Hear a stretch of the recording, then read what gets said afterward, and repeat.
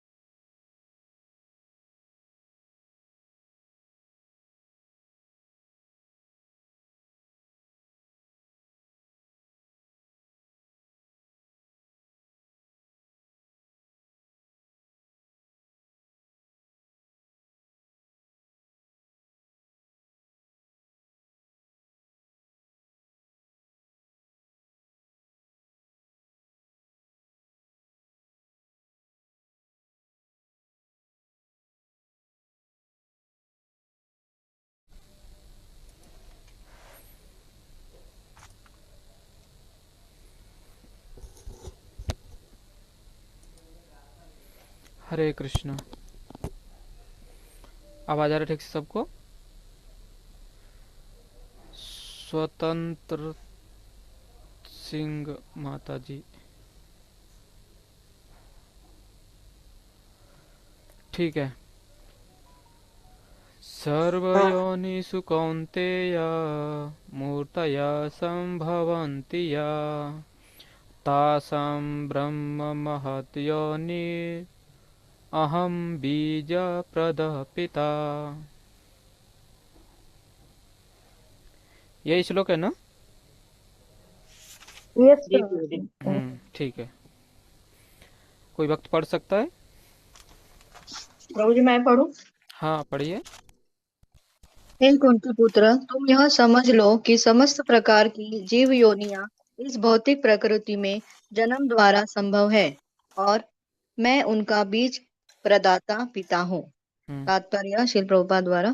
इस श्लोक में स्पष्ट बताया गया है कि भगवान श्री कृष्ण समस्त जीवों के आदि पिता है।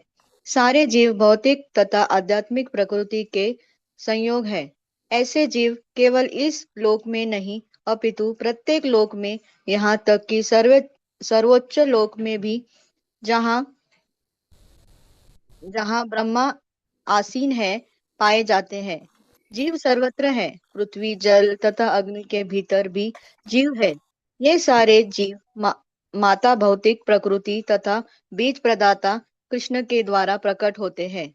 तात्पर्य यह है कि भौतिक जगत जीवों को गर्भ में धारण भौतिक जगत जीवों को गर्भ में धारण किए हैं, जो सृष्टि काल में अपने पूर्व कर्मों के अनुसार विविध रूपों में प्रकट होते हैं। हरे कृष्ण। धन्यवाद माता जी। धन्यवाद। तो इसमें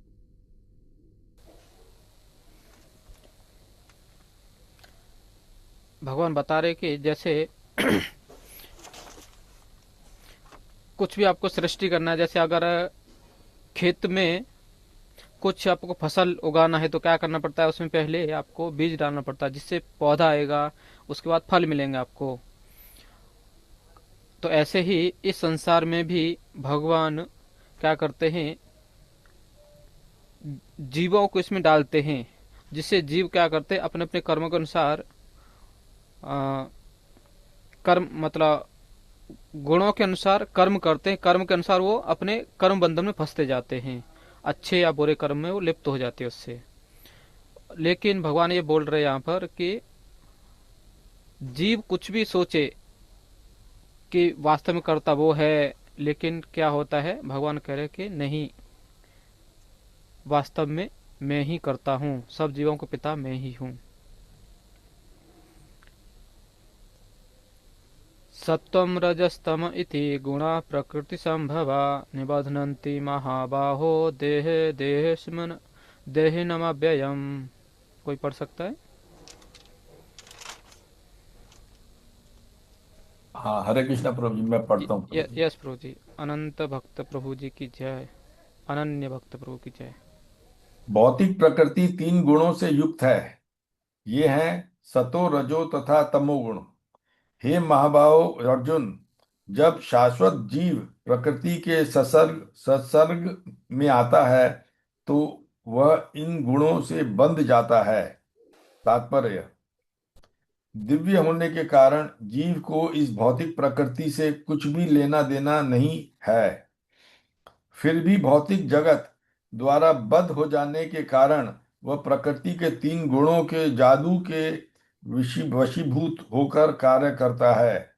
चूंकि जीवों को प्रकृति की विभिन्न अवस्थाओं के अनुसार भिन्न भिन्न प्रकार के शरीर मिले हुए हैं, अतएव वे उसी प्रकृति के अनुसार कर्म करने के लिए प्रेरित होते हैं। यदि अनेक प्रकार यही अनेक प्रकार के सुख दुख का कारण है। हरे कृष्ण। धन्यवाद। अनन्य भक्त प्रभु की जय।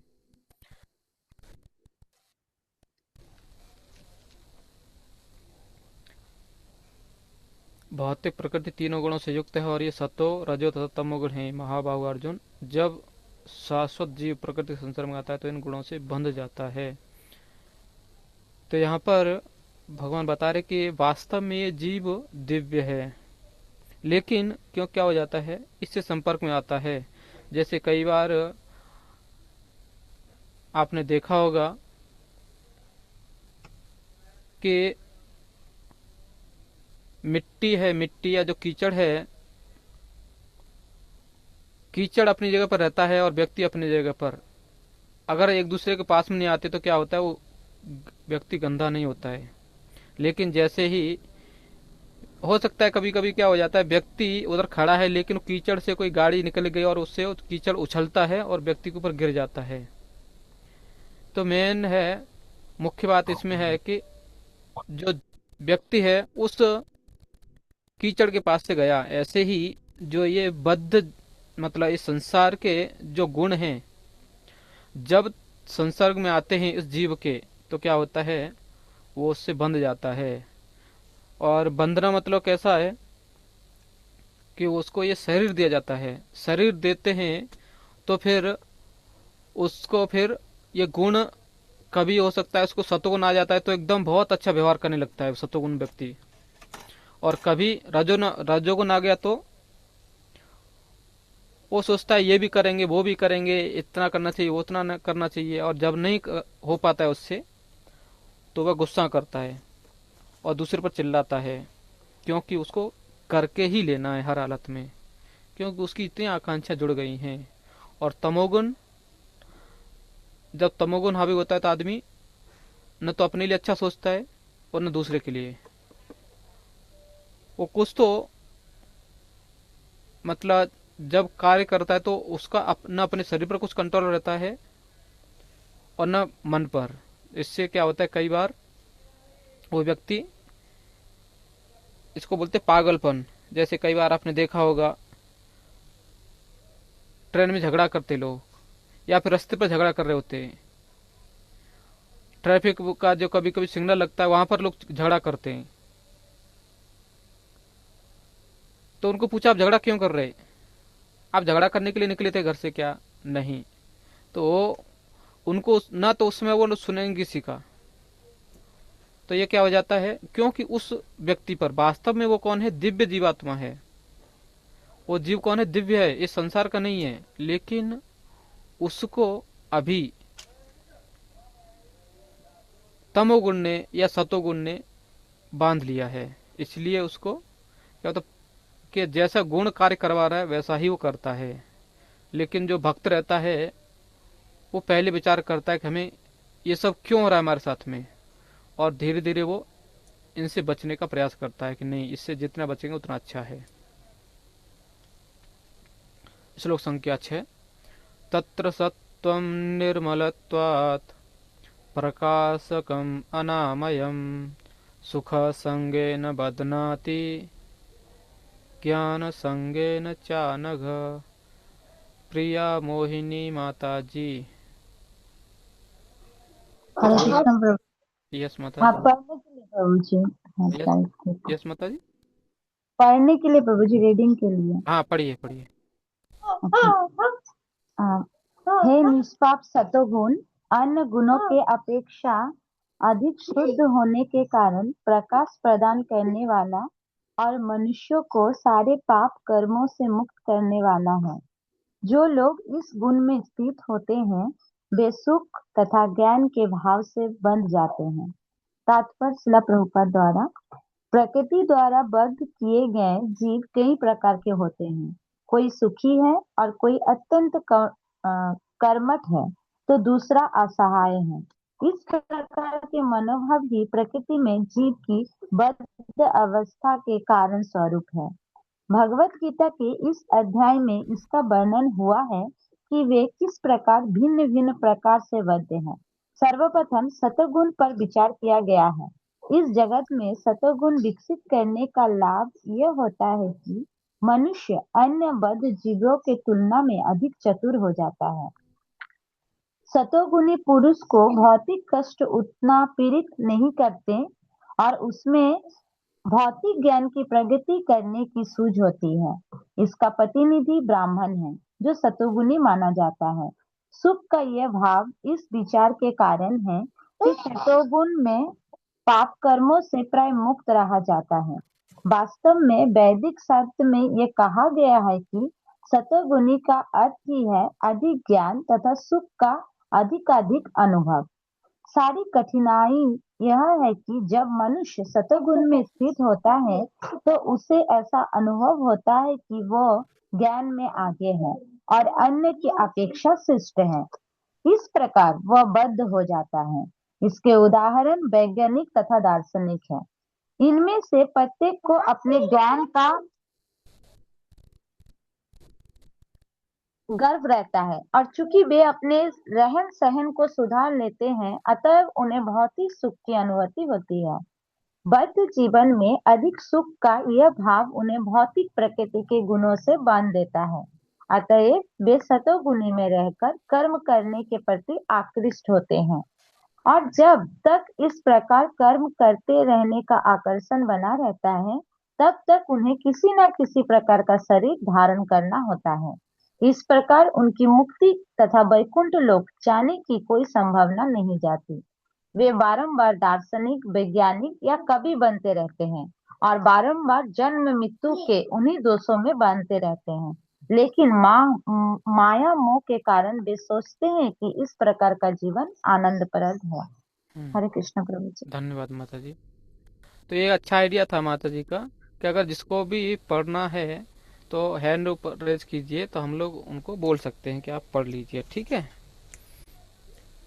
यहाँ पर श्लोक में बताया गया है कि सतोगुण, जैसे सब लोग बताते हैं कि सतोगुण में आना चाहिए। जैसे कई बार आपने देखा होगा काउंसलर बोलते हैं, मंदिर में महाराज जी लोग आते हैं वो भी बोलते हैं कि व्यक्ति को सतोगुण में रहना चाहिए। लेकिन यहाँ तो कुछ उल्टा ही बता रहे हैं अभी कि सतोगुण भी क्या है, बांधने वाला है हमें। क्यों बांधेगा ये? क्योंकि ऐसा बताते हैं कि जैसे तत्र तेषां गुणान् मध्ये सत्वं निर्मलत्वात् स्वच्छत्वात् स्फटिकमणि इव प्रकाशं भास्वरम अनामयम च। मतलब कि जो गुणों में, तीनों गुणों में सतोगुण एकदम क्या बोलते हैं, सूर्य की तरह चमकता है, साफ एकदम। लेकिन और बोलते हैं कि निरुपद्रव शांतिम इव अर्थ। मतलब वो जो सतोगुण व्यक्ति है कुछ उपद्रव नहीं करता समाज में, लेकिन रजोगुण तमोगुण कुछ न कुछ उपद्रव करते रहते हैं। तो इसलिए ये अच्छा है एक तरह से, क्योंकि आप दूसरे को डिस्टर्ब नहीं करेंगे। इसके लिए सब बोलते हैं कि आप क्या कीजिए, सतोगुण में आइए। लेकिन इधर एक और समस्या होती है सतोगुण में भी कि यहाँ पर व्यक्ति एक तो उसके जो शांति प्रिय कार्य हैं उससे बंध जाता है, और दूसरा जो उसको सुख मिलता है वो सुख से वो बंध जाता है। और क्योंकि सब लोग उसको अच्छा अच्छा बोलते हैं तो वो क्या होता है कि उसको छोड़ नहीं पाता फिर। और क्योंकि वो पाप और पुण्य के चक्कर में पड़ता है तो जब तक उसको पाप और पुण्य रहते हैं वो इस संसार में घूमते ही रहता है। तो बाद में परिणाम यही निकलता है कि आपको दिव्य सत्व में जाना पड़ेगा। तो जैसे एक उदाहरण भी देते हैं, आपने सुना होगा कि व्यक्ति चाहे सोने के जंजीर से बंधा हो या चांदी की से या लोहे की से, लेकिन जब तक बंधा व्यक्ति है उसको कष्ट तो होगा ही। तो ऐसे ही ये सत्वगुण है, लेकिन बाकी जैसे रजोगुण तमोगुण से देखें तो ये बहुत अच्छा है, भक्तों के लिए अच्छा है और इस संसार में भी बहुत अच्छा है। लेकिन प्रॉब्लम क्या है, एक ही समस्या इसमें होती है कि वो व्यक्ति भी बंधा है सत्वगुण से और शांति से, सुख और शांति उसको बस, क्योंकि वो सुख शांति से आसक्त हो जाता है, इसलिए जन्म उसको लेना ही पड़ेगा। श्लोक संख्या 7। हरे रजो। कृष्ण प्रभु। यस माता जी। मेरा एक क्वेश्चन है प्रभु जी। हाँ। जैसे इसमें सतोगुण में बोला गया है कि इसका अर्थ है अधिक ज्ञान को प्राप्त करना और सुख का अधिकाधिक अनुभव करना। हम्म। लेकिन हम लोगों को जैसे आप बोले कि एज ए भक्त जब हम साधना करते हैं, कुछ भी मतलब भक्ति जब भी करते हैं तो हमें बोला जाता है सतोगुण में रहकर करना। तो सतोगुण हम डिवोटीज मतलब कैसे ले प्रभु जी? हम लोगों को सतोगुण मतलब किस चीज को मतलब समझे, और हम लोग कैसे मतलब उस सतोगुण से अटैच हो जाते हैं? जैसे क्या या ये एग्जांपल ले सकते हैं, जैसे हम भक्ति कर रहे हैं तो वो भक्ति अगर ज्यादा अच्छा होने लगा तो डिवोटीज लोग ग्लोरीफाई करते हैं, एक तरफ से देखते हैं। तो कभी कभी हम उस ग्लोरीफाई से इतना मतलब अटैच हो जाते हैं अपने आप को, फिर हम धीरे धीरे मानते हैं कि हाँ इतने सारे गुण तो हैं मुझ में। तो उसको क्या बोल सकते हैं प्रभु जी, एक तरफ से कि अटैचमेंट आ जाता है हमारा उस सब में? जैसे मतलब आपने बताया अच्छा है, लेकिन एक भौतिक उदाहरण देख सकते हैं। जैसे जब कोई बच्चा रोता है तो उसको क्या बोलते हैं, अच्छे बच्चे रोते नहीं हैं। तो उसको क्या लगता है, अगर मैं अच्छा बनूंगा तो लोग क्या करेंगे, गुणगान करेंगे, और रोना बंद कर देता है वो। फिर दूसरा और देखेंगे कि उसको क्या बोलते हैं, फिर अच्छे बच्चे बच्चे पढ़ाई करते हैं, वो शांति से पढ़ाई करने लगेगा। क्यों? क्योंकि वो अपना गुणगान करना चाहता है वो। फिर लेकिन होता क्या है, क्योंकि वो स्वभाव से बच्चा कभी सतुगुण में नहीं रह सकता, तो क्या करेगा, वो छुप के कहीं तो भाग के खेल के आ जाएगा, और वो ऐसा दिखाएगा कि हम कितना पढ़ाई कर रहे हैं। और इससे क्या हो जाता है कई बार, जैसे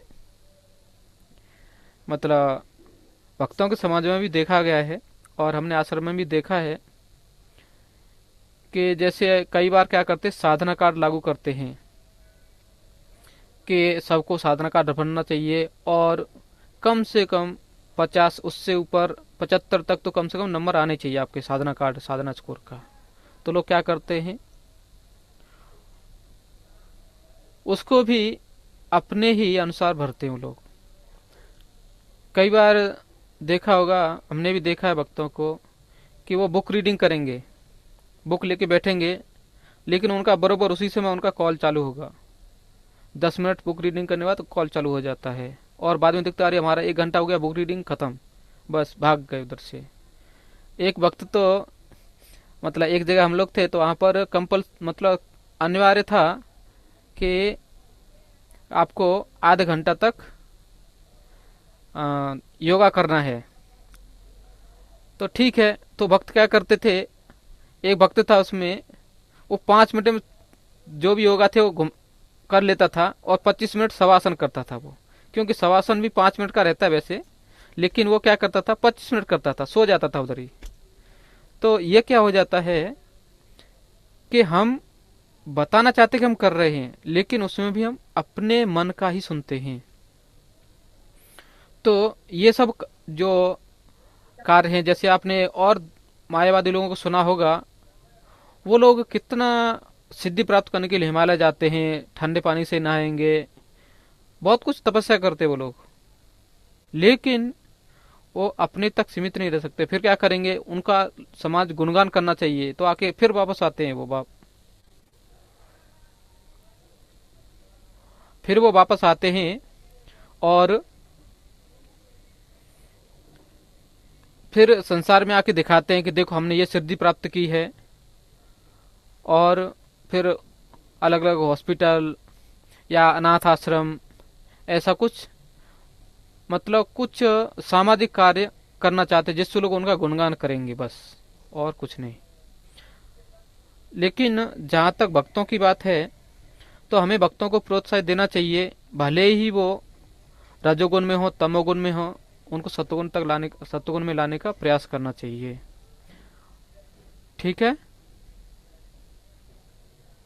यस प्रभु जी। हम्म। तो उसमें हो सकता है कुछ नए भक्त हैं, और जैसे आपने ये भी बोला था कि हमें बोलते हैं सत्वगुण में आने के लिए। तो अभी जैसे आपने देखा होगा कि जब जो एयरप्लेन से कहीं जाते हैं तो पहले वो क्या बोलते हैं, आपको 2 घंटे पहले इधर आना चाहिए। तो 2 घंटे पहले आप जाके खड़े हो जाएंगे, लेकिन उधर आगे आप जा सकते हैं क्या? वो फ्लाइट तो टाइम पर ही जाएगी। तो लेकिन होता क्या है कि इधर यहाँ पर भी हमें सतोगुण मतलब क्या है, समझो रेलवे स्टेशन का प्लेटफॉर्म, वहां पर पहुंच गए तो हमें जाम में अटकने की जरूरत, मतलब ये नहीं कि गाड़ी पंचर हो गई या कहीं एक्सीडेंट हो गया, नहीं। हम उधर खड़े हैं, मतलब गाड़ी आएगी तुरंत बैठ जाएंगे। ऐसे ही रजोगुण में हम रहेंगे तो हमारी इच्छाएं इतनी रहती हैं कि व्यक्ति किसी का सुनने को तैयार, सुनने का मतलब किसी की बात सुनने को तैयार नहीं होता है वो। रजो तमोगुण में का व्यक्ति वो तो एकदम पागलपन में ही रहता है कहीं तो। लेकिन सत्वगुण में आने से क्या होगा कि कोई उसको क्या बोल रहा है वो थोड़ा समझेगा, क्यों बोल रहा है ये, चलो थोड़ा करके देखते हैं। और उससे क्या होगा, जैसे हम लोग डीटी वर्शिप करते हैं, बुक रीडिंग करते हैं, ये इससे क्या होगा, क्योंकि अगर सत्वगुण में है तो सोचेगा ये क्यों लिखा है, क्यों नहीं लिखा, ऐसा ही क्यों लिखा है, या दूसरा क्यों नहीं लिखा उन्होंने। डीटी वर्शिप में नहा धो के क्यों जाना चाहिए, साफ कपड़े पहन के क्यों जाना चाहिए, अगर नहीं गए तो क्या होगा। तो फिर वो अलग अलग दिमाग चलाएगा वो, अरे नहीं गए, कपड़े साफ नहीं है तो हो सकता है कि उसमें कुछ कचरा लगा होगा, या कहीं भी लोग घूम के आ जाते हैं तो इसलिए शुद्ध होना चाहिए। फिर सोचेगा अरे ब्राह्मण ही क्यों जाना चाहिए, उधर कोई भी क्यों नहीं जा सकता है। तो फिर वो मतलब देखेंगे तो वो ये सब सोच सकता है, लेकिन जब तक सतगुण में नहीं है वो सोचने को समय नहीं रहेगा। जैसे आपने देखा होगा कि जो पुजारी भी सत्वगुण में नहीं रहते हैं, वो क्या करते हैं, जस्ट इतने टाइम एंट्री होना है और इतने तक बस करके भाग जाना है। तो कई बार मतलब हम लोगों ने देखा है कि वो व्यक्ति आके आधे घंटे पूरा ड्रेसिंग करके भाग जाता है। हो सकता है कि इस पुजारी का कुछ सामान इधर उठा के रख दिया। कई बार तो हमने देखा कि एक भक्त ने जो ड्रेस उतारा तो वही पहना दिया भगवान को वापस, इतना रजोगुण में था। वो क्या करेंगे। तो ये क्या हो जाता है, क्योंकि वो सतोगुण में नहीं, तो हम सतोगुण के कार्य भी जो कर रहे हैं उसमें भी रजोगुण आ जाएगा हमारा। ठीक है।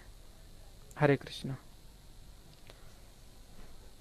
रजो रागात्मकं विद्धि तृष्णा संगम समुद्भव तन्निबध्नाति कौन्तेय कर्म संगेन देहिनाम। हरे कृष्णा कोई पढ़ सकता है?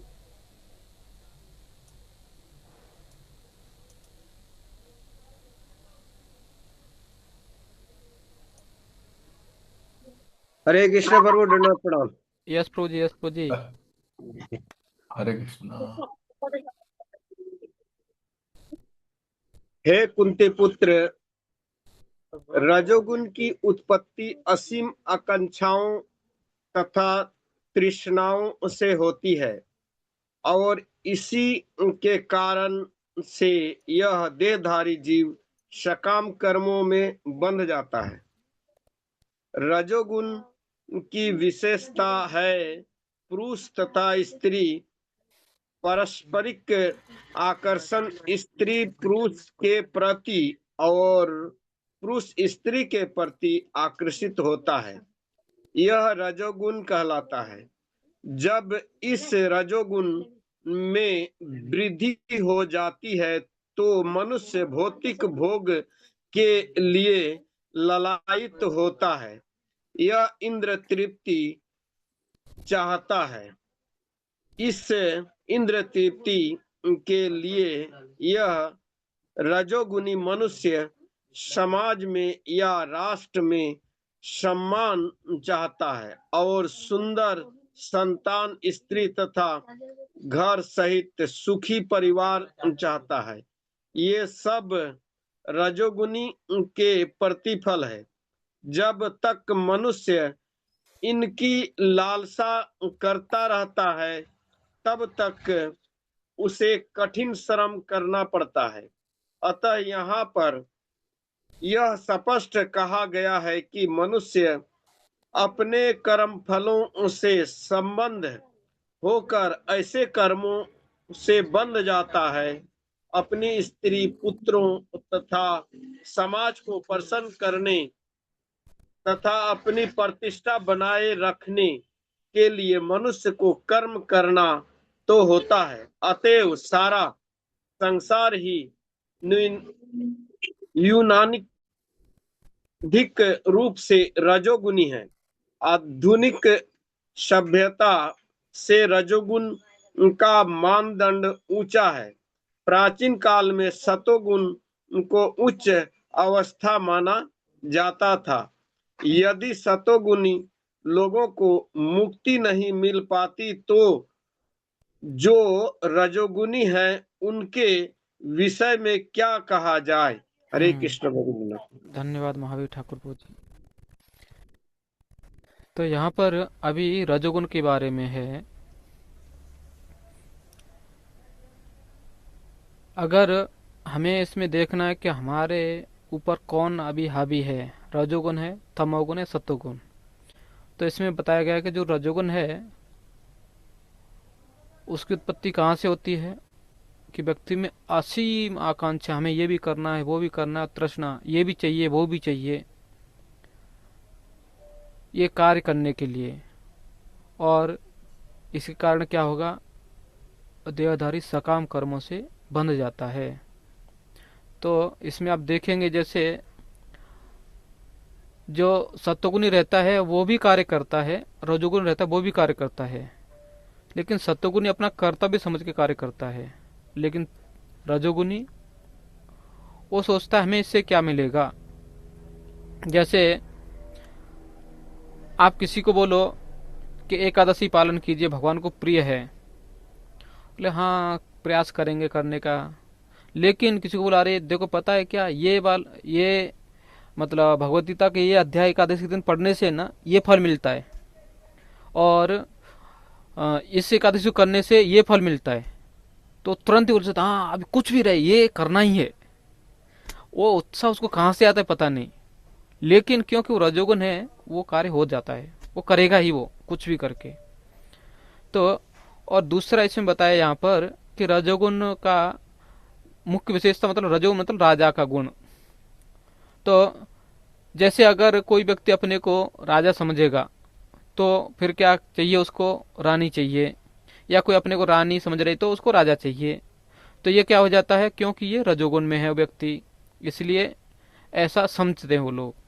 लेकिन वास्तव में कौन है, ये जो तीन गुण हैं वही राजा इस संसार के, क्योंकि वही घुमा रहे बस, दूसरा कुछ नहीं। आपने एक फोटो शायद देखा होगा जिसमें तीन गुण के रूप में वो तीन माताजी हैं, और वो दो जो व्यक्ति हैं उनको कठपुतली के जैसा नचा रहे वो लोग। तो मतलब वो वास्तव में हमें वो तीन गुण ही नचा रहे हैं। और यहाँ पर बताया है कि जो भी मनुष्य रजोगुण में है वो इस संसार में सब कुछ जो भी अच्छा है उसको चाहिए, और जो भी अच्छा खाने को है, उसको लगता है कि वो हमारे लिए ही भोग्य सामग्री बस। और कहीं भी अच्छा घर है, वो सोचता है कि ये हमें चाहिए या ऐसा हमें बनाना है। तो ये क्या हो जाता है कि वो व्यक्ति रजोगुण में है, समझ में आता है। या हमारे मन में भी कुछ ऐसी ऐसा लगता है कि नहीं, हमें भी ऐसा चाहिए, तो क्या है, समझ लेना चाहिए कि हम अभी रजोगुण में आ रहे हैं। और ये लोग क्या करते हैं, इनको जैसे राजा रहता है तो उनको क्या है, सम्मान, और उनको जो भी प्रभुपाद जी इधर बता रहे हैं कि सुंदर संतान, स्त्री और सुखी परिवार, ये अपेक्षा रखते लोग। लेकिन कभी ऐसा होता नहीं, बहुत ही कम ऐसा है जिसके पास ये सब मिले। क्योंकि जहाँ पर समझो पति पत्नी अच्छे हैं तो संतान सुंदर नहीं है, और सुंदर संतान है तो उसका चरित्र अच्छा नहीं है, और सुंदर संतान है, पति अच्छा है तो पत्नी का स्वभाव अच्छा नहीं है, या पति अच्छा है ये, और पत्नी अच्छी है लेकिन जो उनके कोई पुत्री नहीं है तो वो दुखी। ऐसा क्या हो जाता है, कुछ न कुछ रहेंगे तो क्या है, ये संसार में मतलब कुछ न कुछ कमी रहती है, जिससे वो व्यक्ति हमेशा ही चिंताग्रस्त रहता है और चाहता है ये करना है वो करना है, लेकिन कुछ नहीं कर पाता वो बेचारा। जैसे एक ये भी है ना श्लोक, एक भजन है, बंधे जथा पराधीन। जैसे बंधे हुए पशु को आदमी पीटता है, ऐसे ये तीनों जो तीनों गुण हैं वो हमें पीट रहे हैं, बांध के पीटते वो लोग, ऐसा है। और आजकल आप जो देखेंगे कि जैसे कि दोनों ही पति पत्नी जॉब के लिए जाते हैं, तो इस ये क्या है, एक रजोगुण का ही प्रतिफल है, ये मानना चाहिए। क्योंकि इससे क्या होगा, इससे वो एक दूसरे को समय नहीं दे पाएंगे, एक दूसरे की तकलीफ को कभी समझ नहीं पाएंगे वो लोग। क्योंकि दोनों ही जॉब के लिए जा रहे हैं, दोनों थक के आके सो जाएंगे, बच्चे को क्या चल रहा है, उसको क्या समस्या है, और बीमार पड़ा तो कौन उसको दवा खाने लेके जाएगा। सब अपना अपना एक बड़ी समस्या अपने ये समाज में आजकल। तो लेकिन क्या होता है, क्योंकि ये सब क्यों हो रहा है, क्योंकि प्रभुपाद जी इधर बता रहे हैं कि जो आधुनिक सभ्यता है उसमें रजोगुण ये क्या है, इसको ऊंचा समझा गया है, सतोगुण को नहीं। तो आजकल कोई भी संतुष्ट नहीं है, इसलिए क्या करते हैं, वो सोचते हैं कि अगर हम दोनों लोग ही जॉब के लिए जाएंगे तो ज़्यादा पैसा आएगा और इससे हम ज़्यादा सुखी हो सकते हैं। लेकिन इसका बोल सकते हैं कि जैसे इंग्लिश में बोलते हैं साइड इफेक्ट, मतलब उसके कुछ दोष हैं जो आगे बहुत बड़ी हानि करने वाले हैं, उसके बारे में हम भूल जाते हैं। क्योंकि हम सतोगुण नहीं है, इसलिए हम विचार नहीं कर पाते। ठीक है। तमस्त्वज्ञानजं विद्धं मोहनं सर्वदेहिनां प्रमादालस्य निद्राभिस्तन्निबध्नाति भारत। प्रभु मैं पढ़ूं। हाँ पढ़िए प्रभु जी। कृष्ण भगवान कहते हैं, हे भरत पुत्र, तुम ज्ञान जान लो कि अज्ञान से उत्पन्न तमोगुण समस्त देहधारी जीवों का मोह है। इस गुण के प्रतिफल पागलपन, प्रमाद, आलस तथा नींद है, जो बद्धजीव को बांधते हैं। तात्पर्य, इस श्लोक में तू शब्द का प्रयोग उल्लेखनीय है। इसका अर्थ है कि तमोगुण देहधारी जीव का अत्यंत विचित्र गुण है। यह सतोगुण के सर्वथा विपरीत है। सतोगुण में ज्ञान के विकास से मनुष्य यह जान सकता है कि कौन क्या है, लेकिन तमोगुण तो इसके सर्वथा विपरीत होता है।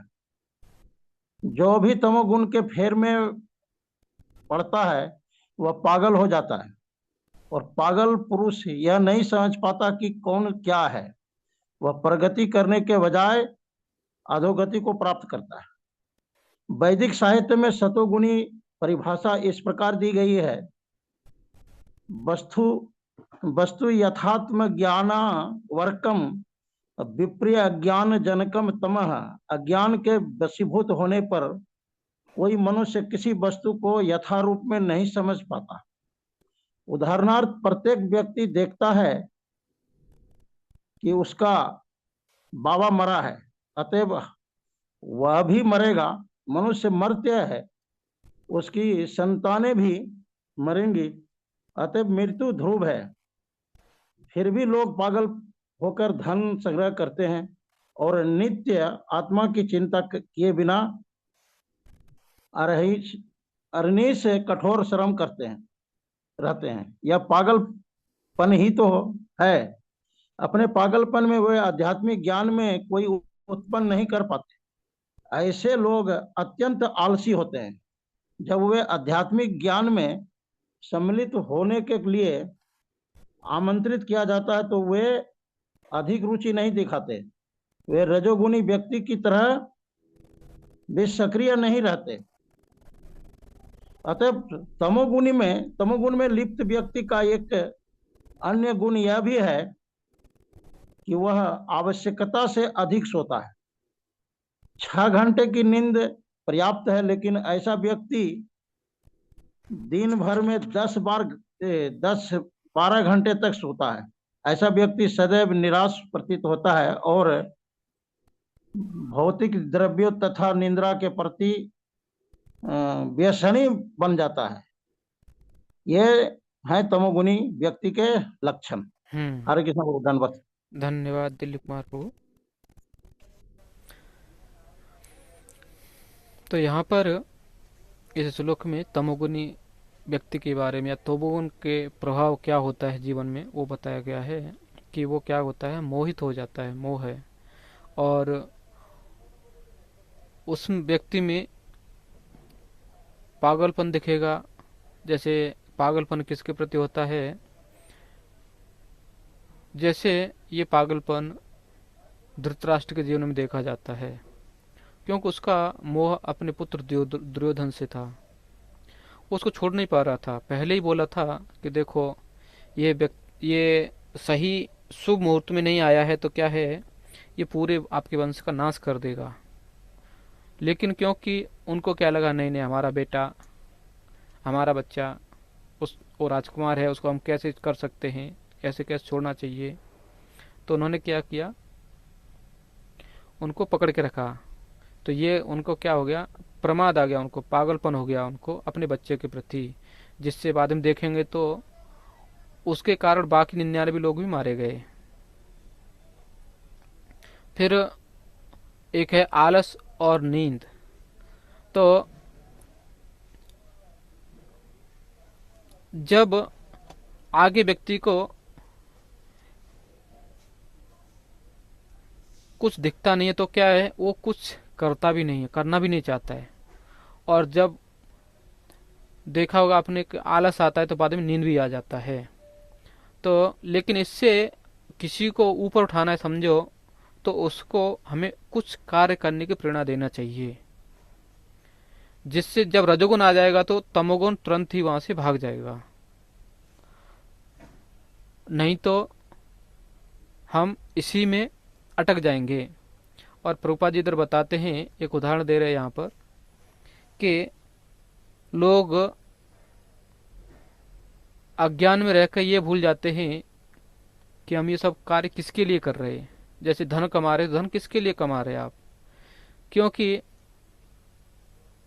हमारे पूर्वज लोग शरीर छोड़ के चले गए, तो क्या हम कौन से अमर हैं, क्या नहीं है। और कुछ लोग बोलते हैं कि नहीं, हमारी जिंदगी ऐसी, जो ऐसा हुआ वैसा हुआ, लेकिन हम बच्चों के लिए तो अच्छा करके जाना चाहिए। लेकिन उसमें प्रॉब्लम क्या हो जाता है कि जैसे कई बार आपने देखा होगा कि अगर तमोगुण बच्चा आ गया तो क्या करेगा वो, आप कितना भी कमाओ उसके लिए कम पड़ने वाला है वो। क्योंकि वो क्या करेगा, जुआ खेलने गया तो क्या करेगा, एक बार में सब उड़ा देगा। लेकिन अगर बच्चे का चरित्र अच्छा है, आपने उसको अच्छी शिक्षा दिया है, तो क्या होगा, भले ही वो ज़्यादा बड़ी नौकरी नहीं कर पा रहा है, लेकिन क्या करेगा, आपको ठीक से रखेगा, कम से कम 2 टाइम का खाना आपको दे सकता है। तो इसलिए पहले के लोग कभी भी बच्चों के लिए धन इकट्ठा करना, उस पर या उनको सुविधा देना, इस पर बल नहीं देते थे। पहले के लोग बल देते किस पर, उसका चरित्र अच्छा होना चाहिए, बस उसमें अच्छे गुण आना चाहिए। इसीलिए जैसे आपने सुना होगा, चाणक्य नीति का भी एक श्लोक है, जिसमें चाणक्य पंडित जी बताते हैं कि तस्मात् शिष्ये तु पुत्रेषु पुत्रेषु ताड़येत न तो लालयेत। मतलब उसमें बताते हैं कि एक श्लोक आता है कि गुरु को और मतलब बहव दोष ताड़ने बहव गुण, लालने बहव दोष। अगर किसी को आप डांटते हैं तो क्या होगा, इससे वो व्यक्ति सुधर जाएगा, उसमें बहुत से गुण आ जाएंगे। लेकिन लालने बहव गुणा बहव दोष, और हम किसी को बहुत प्रेम करते हैं या उसका लालन करते हैं, तो उससे क्या होगा, उससे अगर लाड़ प्यार करते तो क्या होगा, उससे वो बिगड़ जाएगा, उसमें दोष आ जाएंगे। इसीलिए बोलते हैं कि एक गुरु को और एक माता पिता को अपने बच्चे को, अपने शिष्य को डांटना चाहिए, न कि उसको लालन, मतलब उसको लाड़ प्यार नहीं करना चाहिए ज्यादा, जिससे बिगड़ जाएगा वो।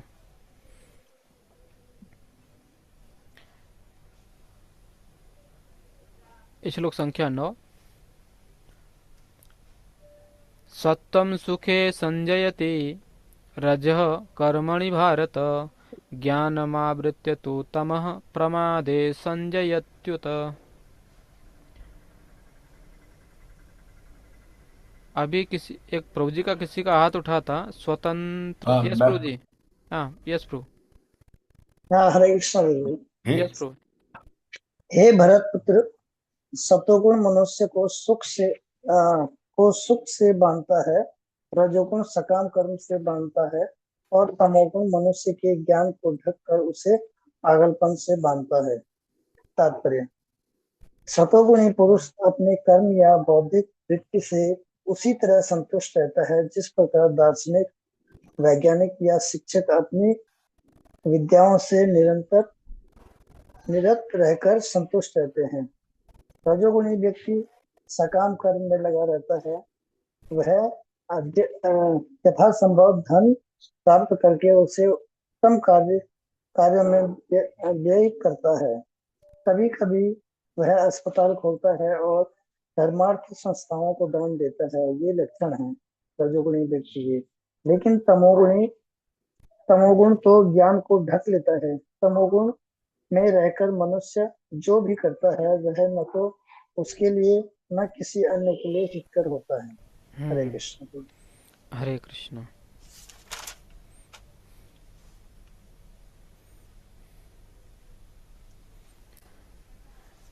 इसमें देखेंगे कि ये तीनों ही कैसे बंधे हुए हैं। तो यहाँ पर इस श्लोक में बताया गया है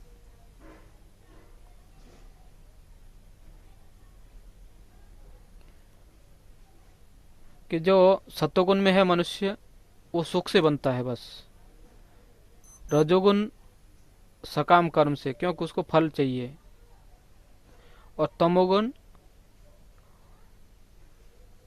वो मनुष्य के ज्ञान को ढक देता है और उसे पागल जैसा, उसको न तो कुछ खाने का, जैसे कई बार आपने देखा होगा कि जो लोग नशा करते हैं तो उससे क्या हो जाता है, उनका ज्ञान ढक जाता है। कभी कभी उनको ये भी नहीं पता रहता है कि हम कहाँ पर हैं, क्या बोल रहे हैं, क्या कर रहे हैं, कुछ पता नहीं उनको। लेकिन कुछ तो उनको सुख मिलता है उसमें, जिससे कितने लोग पीना चालू कर देते हैं। सबको पता है कि इसमें हमारा समय जाता है, पता नहीं चलता है क्या होता है, लेकिन बोलते नहीं नहीं, हमारा चिंता कम हो जाता है। अरे चिंता मतलब क्या, वो पागल हो जाते हैं, इसलिए उनको समझ में नहीं आता कुछ बस। तो ये क्या है, तब वो उनका लक्षण हो जाता है। तो यहाँ पर और ज़्यादा आगे प्रभुपाद बताते हैं कि जैसे दार्शनिक हैं, वैज्ञानिक हैं, ये सब कौन है, ये सतगुणी लोग हैं। वो क्या करते हैं, अपनी कुछ तो बुद्धि चला के कार्य करते बस। वो हाथ पैर उतना हिलाते नहीं, लेकिन बुद्धि से बहुत कार्य करते रहते हैं वो, जिससे उनको अच्छा लगता है, और वो अपने में संतुष्ट भी रहते हैं। लेकिन जो रजोगुनी व्यक्ति रहते हैं, वो यहाँ पर बताते प्रभुपाद जी, वो क्या करते हैं, वो लोग वो अस्पताल खोलेंगे, धर्मार्थ संस्था हैं उनको दान देंगे। क्यों? क्योंकि उनसे उनका नाम होगा, लोग उनको अच्छा बोलेंगे। और जो इधर प्रभुपाद जी बताते हैं कि तमोगुनी ज्ञान को ढक देता है, उससे व्यक्ति जो भी कार्य करता है, जैसे अभी हमने उदाहरण दिया था कि जो मतलब नशा करके कोई व्यक्ति घूम रहा है, वो न तो अपने उसके लिए खुद के लिए अच्छा है, और न समाज के लिए। क्योंकि इधर हो सकता है कि अगर रास्ते पर चल रहा है तो सामने वाले कब किस में जाके लग जाएगा पता नहीं, क्योंकि वो ठीक से ना तो चल पाएगा, तो एक तो क्या है, उसको खुद को हानि होगी, वो खुद उसको लग जाएगी, या एक्सीडेंट हो गया तो उसको लगेगी, और साथ में जिसका साथ एक्सीडेंट होगा उसको जेल जाना पड़ेगा, क्यों लगा दिया उसको, क्यों मारा उसको। तो ये दोनों के लिए अहितकर होता है ये सब। रजस्तमश्चापि भूय सत्वं भवति भारत, रज सत्वं तमश्चैव तम सत्वं रजस्तथा। हाँ, पढ़िए माता जी।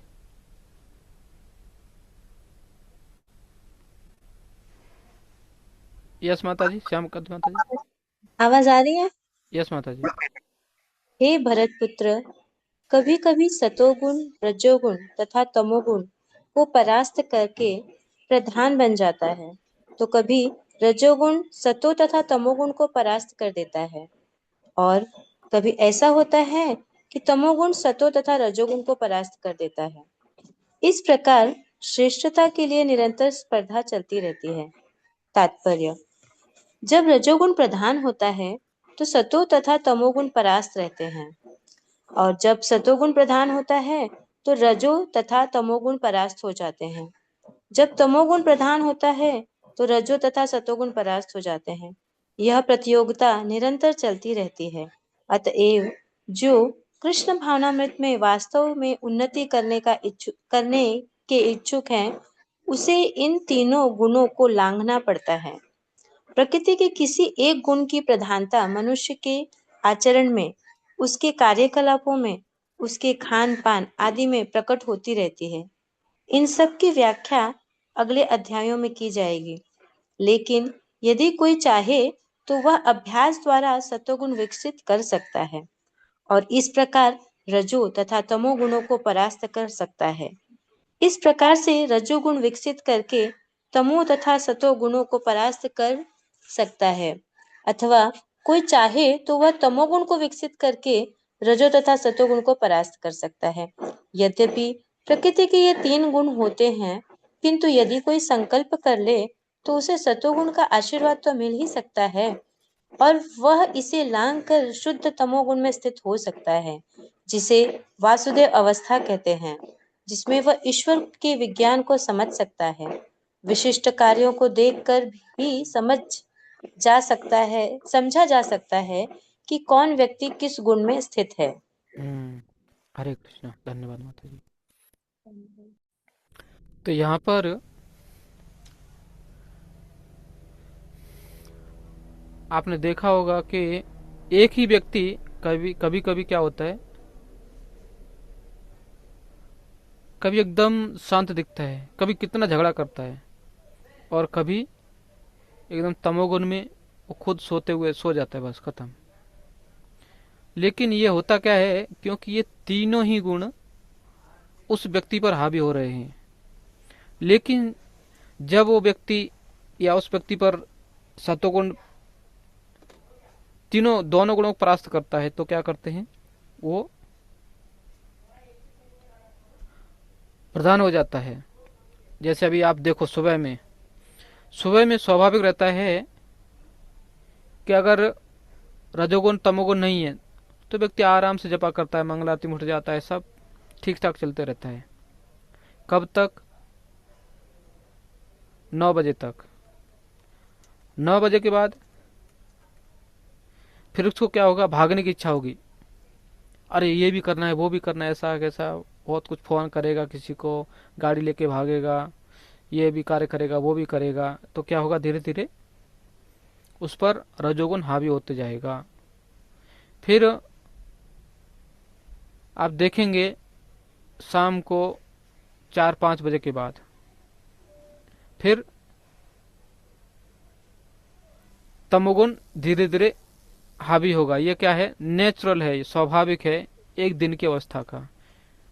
संकीर्तन धर्म प्रभु जी की जय। यस प्रभु, कुछ बोलना चाहते हैं? हरे कृष्णा प्रभु जी। यस प्रभु। हाँ, हरे कृष्णा प्रभु जी, दंडवत प्रणाम। हाँ, प्रभु जी, दंडवत। यहाँ पे अभी अभी मैं ये सोच रहा था प्रभु जी, हम्म। हमारी जो मन स्थिति है प्रभु जी, हम्म। जैसे कि मॉर्निंग में और इवनिंग में चेंज होती रहती है। हम्म।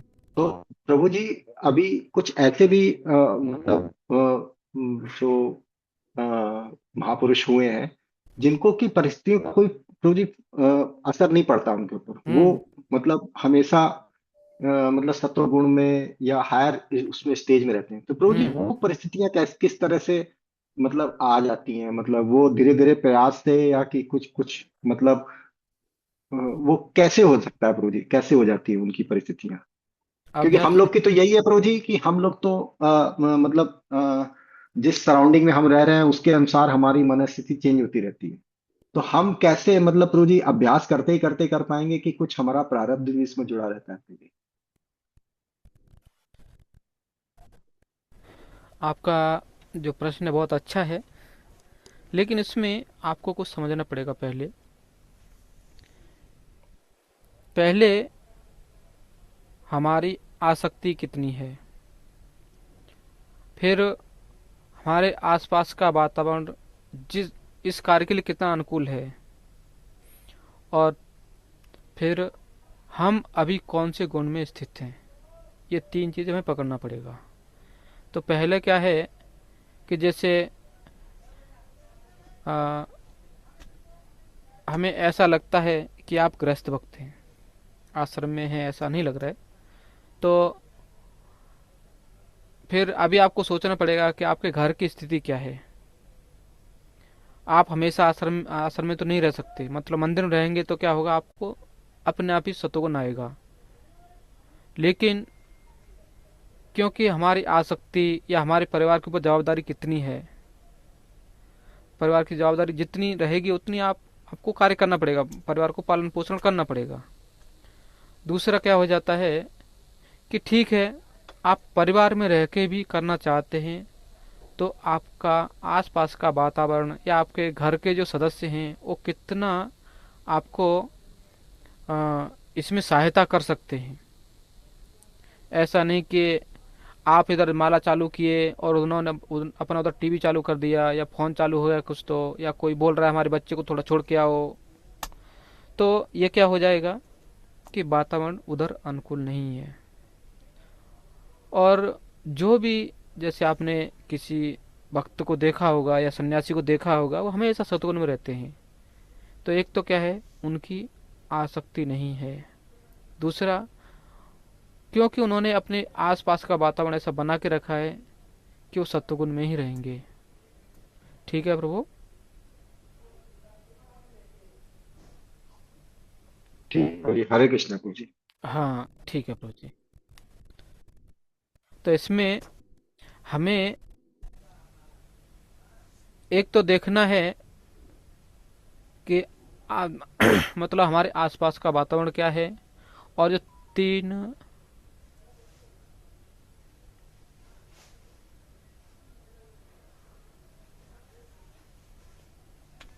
जो 3 गुण हैं वो एक दिन में भी रहते हैं, एक जीवन में भी रहते हैं, हर अवस्था में ये 3 गुण रहते ही हैं। तो हमें पहले ये समझना चाहिए कि इन 3 गुणों से हम भाग नहीं सकते। लेकिन फिर भी अगर हम ज्यादा समय तक सत्वगुण में रहते तो बाद में हम शुद्ध सत्व में, जैसे यहाँ पर बताया गया था, शुद्ध सत्वगुण में स्थित हो सकता है, जिसे वासुदेव अवस्था कहते हैं। जब तक हम इस अवस्था में नहीं आते हैं, हम भगवान के जो ये सिस्टम जो चल रहा है, जैसे इसमें लिखा है ईश्वर के विज्ञान को, कि यहाँ पर भगवान कैसे कार्य कर रहे हैं, क्योंकि इस दुनिया में तो कभी कोई दिखता ही नहीं, सिर्फ व्यक्ति ही कार्य करते हुए दिखता है, भगवान कभी दिखते नहीं, तो उनको हम कैसे देख सकते हैं। तो ये क्या होगा, जब तक हम शुद्ध सत्व में नहीं आएंगे तब तक हम नहीं समझ सकते, और शुद्ध सत्व में आने के लिए हमें पहले सत्वगुण उस स्थिति में रहना चाहिए। तो इससे हम दूसरे को डिस्टर्ब नहीं करेंगे, और दूसरा कुछ भी डिस्टर्ब कर रहा है तो कुछ अगर तकलीफ दे रहा है हमें, तो समझ में आएगा कि हमें तकलीफ दे रहा है, क्यों दे रहा है, वो भी हम समझ सकते हैं और उसका उपाय भी निकाल सकते हैं उससे बचने के लिए। जैसे कई बार लोग बोलते हैं कि हमें क्रोध नहीं आता है। एक साधु को बोला, देखो भाई, एक व्यक्ति था, उसने बोला महाराज आप कितना भी हमें गाली दो, हमें कुछ असर नहीं पड़ता है। तो वो महाराज कुछ बोले नहीं। फिर दूसरा फिर व्यक्ति बोला, अरे महाराज आप देखो तो देखो गाली, मैं कुछ बोलूंगा नहीं आपको। फिर भी वो महाराज कुछ बोले नहीं। फिर अंत में वो व्यक्ति खुद परेशान हो गया कि महाराज में कुछ बोलते क्यों नहीं। तो उस व्यक्ति ने कहा कि महाराज आप हमें देखे तो देखो, हम कुछ नहीं कहेंगे आपको, हमने अपने मन को जीत लिया है। तो वो महाराज ने, वो साधु ने उनको कहा, देखो आप हमें गाली देने को बोल रहे हैं क्योंकि हम आपकी परीक्षा कर सकें, लेकिन हम आपको गाली देंगे जिससे आपका परीक्षा करेंगे, लेकिन उससे पहले तो हमारी जीवा क्या गंदी हो जाएगी। तो ये व्यक्ति पहले सोचता है कि वो व्यक्ति क्या बोल रहा है, इससे हमें क्या नुकसान हो सकता है।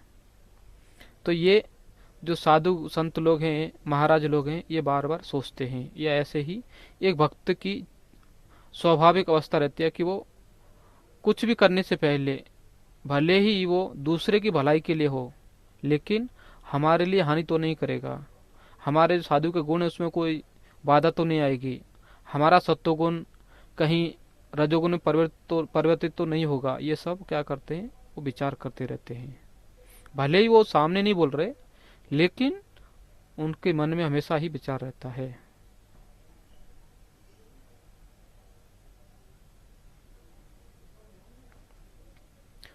सर्वद्वारेषु देहस्मिन् प्रकाश उपजायते, यदा ज्ञानम यदा तदा वेद्यादि वृद्धम सत्वमित्युत। कोई पढ़ सकता है?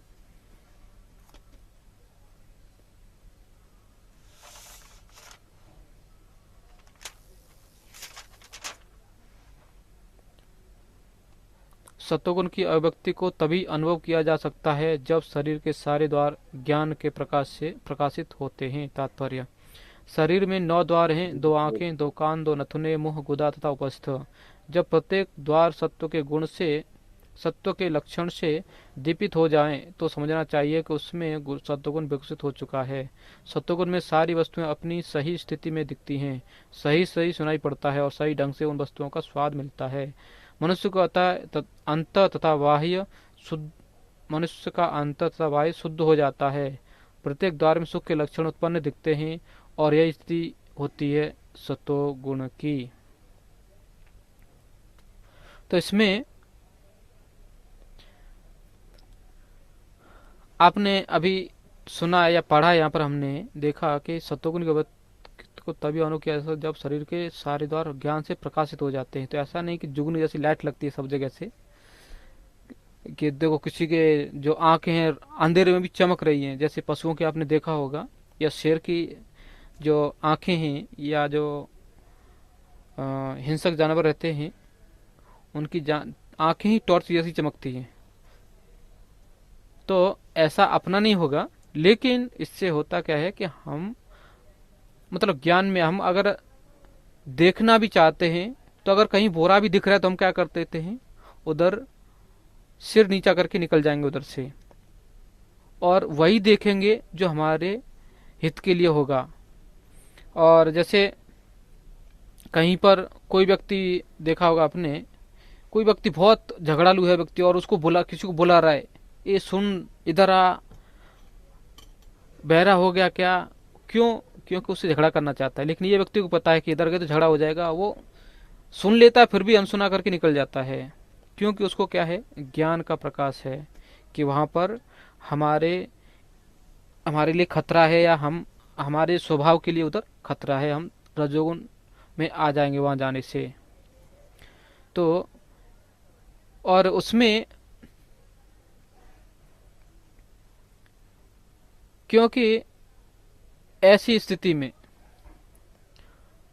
उसको क्या हो रहा है, अभी सही सही सुनाई पड़ता है। सही सही मतलब क्या है, जो सही है उसको ही सुनता है वो। जैसे आपने देखा होगा, या आपने अपने स्वभाव में भी इस बात को देखा होगा कि जब बच्चा कुछ गलत कार्य करता है तो माता पिता देखते हैं उसको फिर भी नहीं देखते उसको। क्यों? क्योंकि उसको क्या कर सकते हैं अभी, जैसे पढ़ाई नहीं कर रहा है, खेल रहा है, तो उसको देखते हैं फिर भी देखते नहीं, अरे खेल रहा है अभी क्या है, बोलेंगे तो उसको बुरा लगेगा, चल ठीक है करने दो जो कर रहा है, वो अपने आप पढ़ेगा जाके। और बच्चा भी क्या करता है, पीछे के दरवाजे से जाता है और फिर से पढ़ाई करने लगता है, और बाद में बोलता है मैं 1 घंटे से पढ़ रहा था। तो ये सब देखते हैं लेकिन फिर भी नहीं देखते। तो ये क्या है, क्योंकि सत्वगुण को मेंटेन करना चाहते, सत्वगुण में स्थित रहना चाहते वो लोग। अगर समझो माता वो बच्चे को उधर तुरंत बोलेगी जाके तो क्या होगा, वो रजोगुण आएगा, तू क्यों नहीं कर रहा है, करना ही चाहिए। लेकिन वहां पर सत्वगुण है तो वो ठीक है, उसकी इच्छा है, अभी थोड़ा नहीं पढ़ रहा है बाद में पढ़ लेगा, तो ये क्या होगा, आप उसको क्षमा कर देंगे, उसको सहन करेंगे, उसकी जो भी गलती है उसको सहन करके आप सोचेंगे ठीक है करने दो, आगे करेगा वो। तो इससे क्या है, हम अपने को सत्वगुण में रख सकते हैं। इसलिए जैसे आपने देखा हो कई लोग जो मंदिर में भक्त लोग रहते हैं, ब्रह्मचारी जीवन जीते हैं, तो उनका क्या है, लक्ष्य क्या होता है। क्योंकि आप जैसे कई बार देखेंगे तो जैसे ग्रस्त या संसार करके आप हमेशा सत्वगुण में आना आसान नहीं है, क्योंकि अभी आपको कार्य के लिए जाना ही पड़ेगा, पैसा कमाना ही पड़ेगा, घर में सब कार्य करने ही पड़ेंगे, और बच्चों को पढ़ने के लिए जबरदस्त फोर्स करना ही पड़ेगा, तो उसमें आपको रजोगुण में आना पड़ेगा।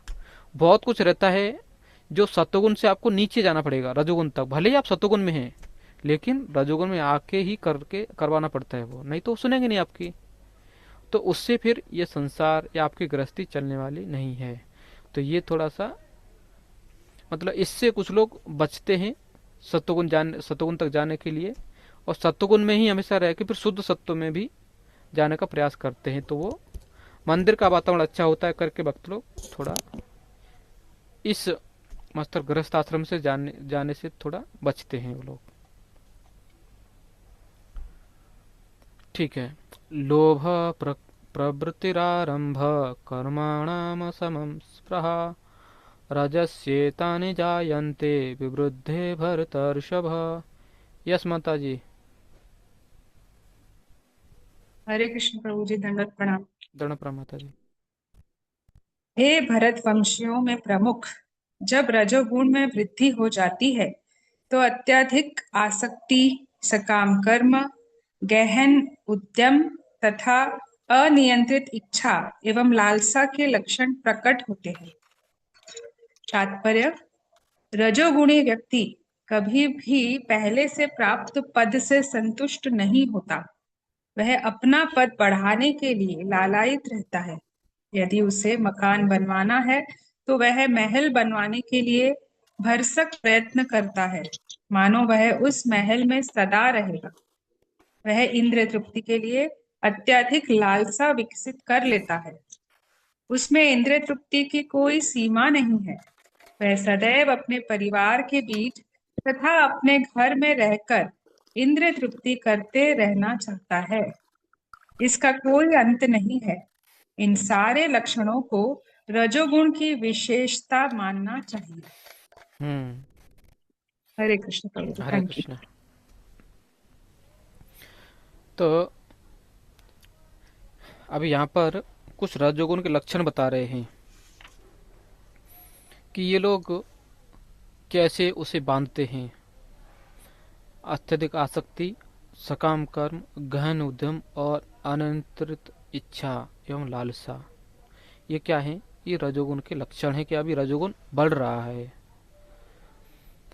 तो इसमें जैसे अभी बता रहे प्रभुपाद जी कि व्यक्ति क्या करता है, मकान बनवाता है, बनवाना चाहता है, तो लोग क्या सोचते हैं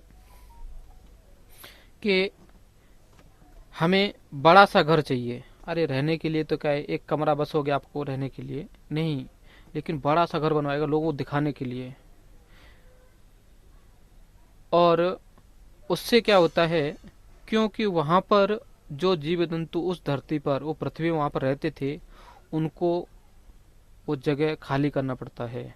इससे क्या होगा, इससे उनको तकलीफ पड़ जाता है। जैसे एक बार एक साधु के पास,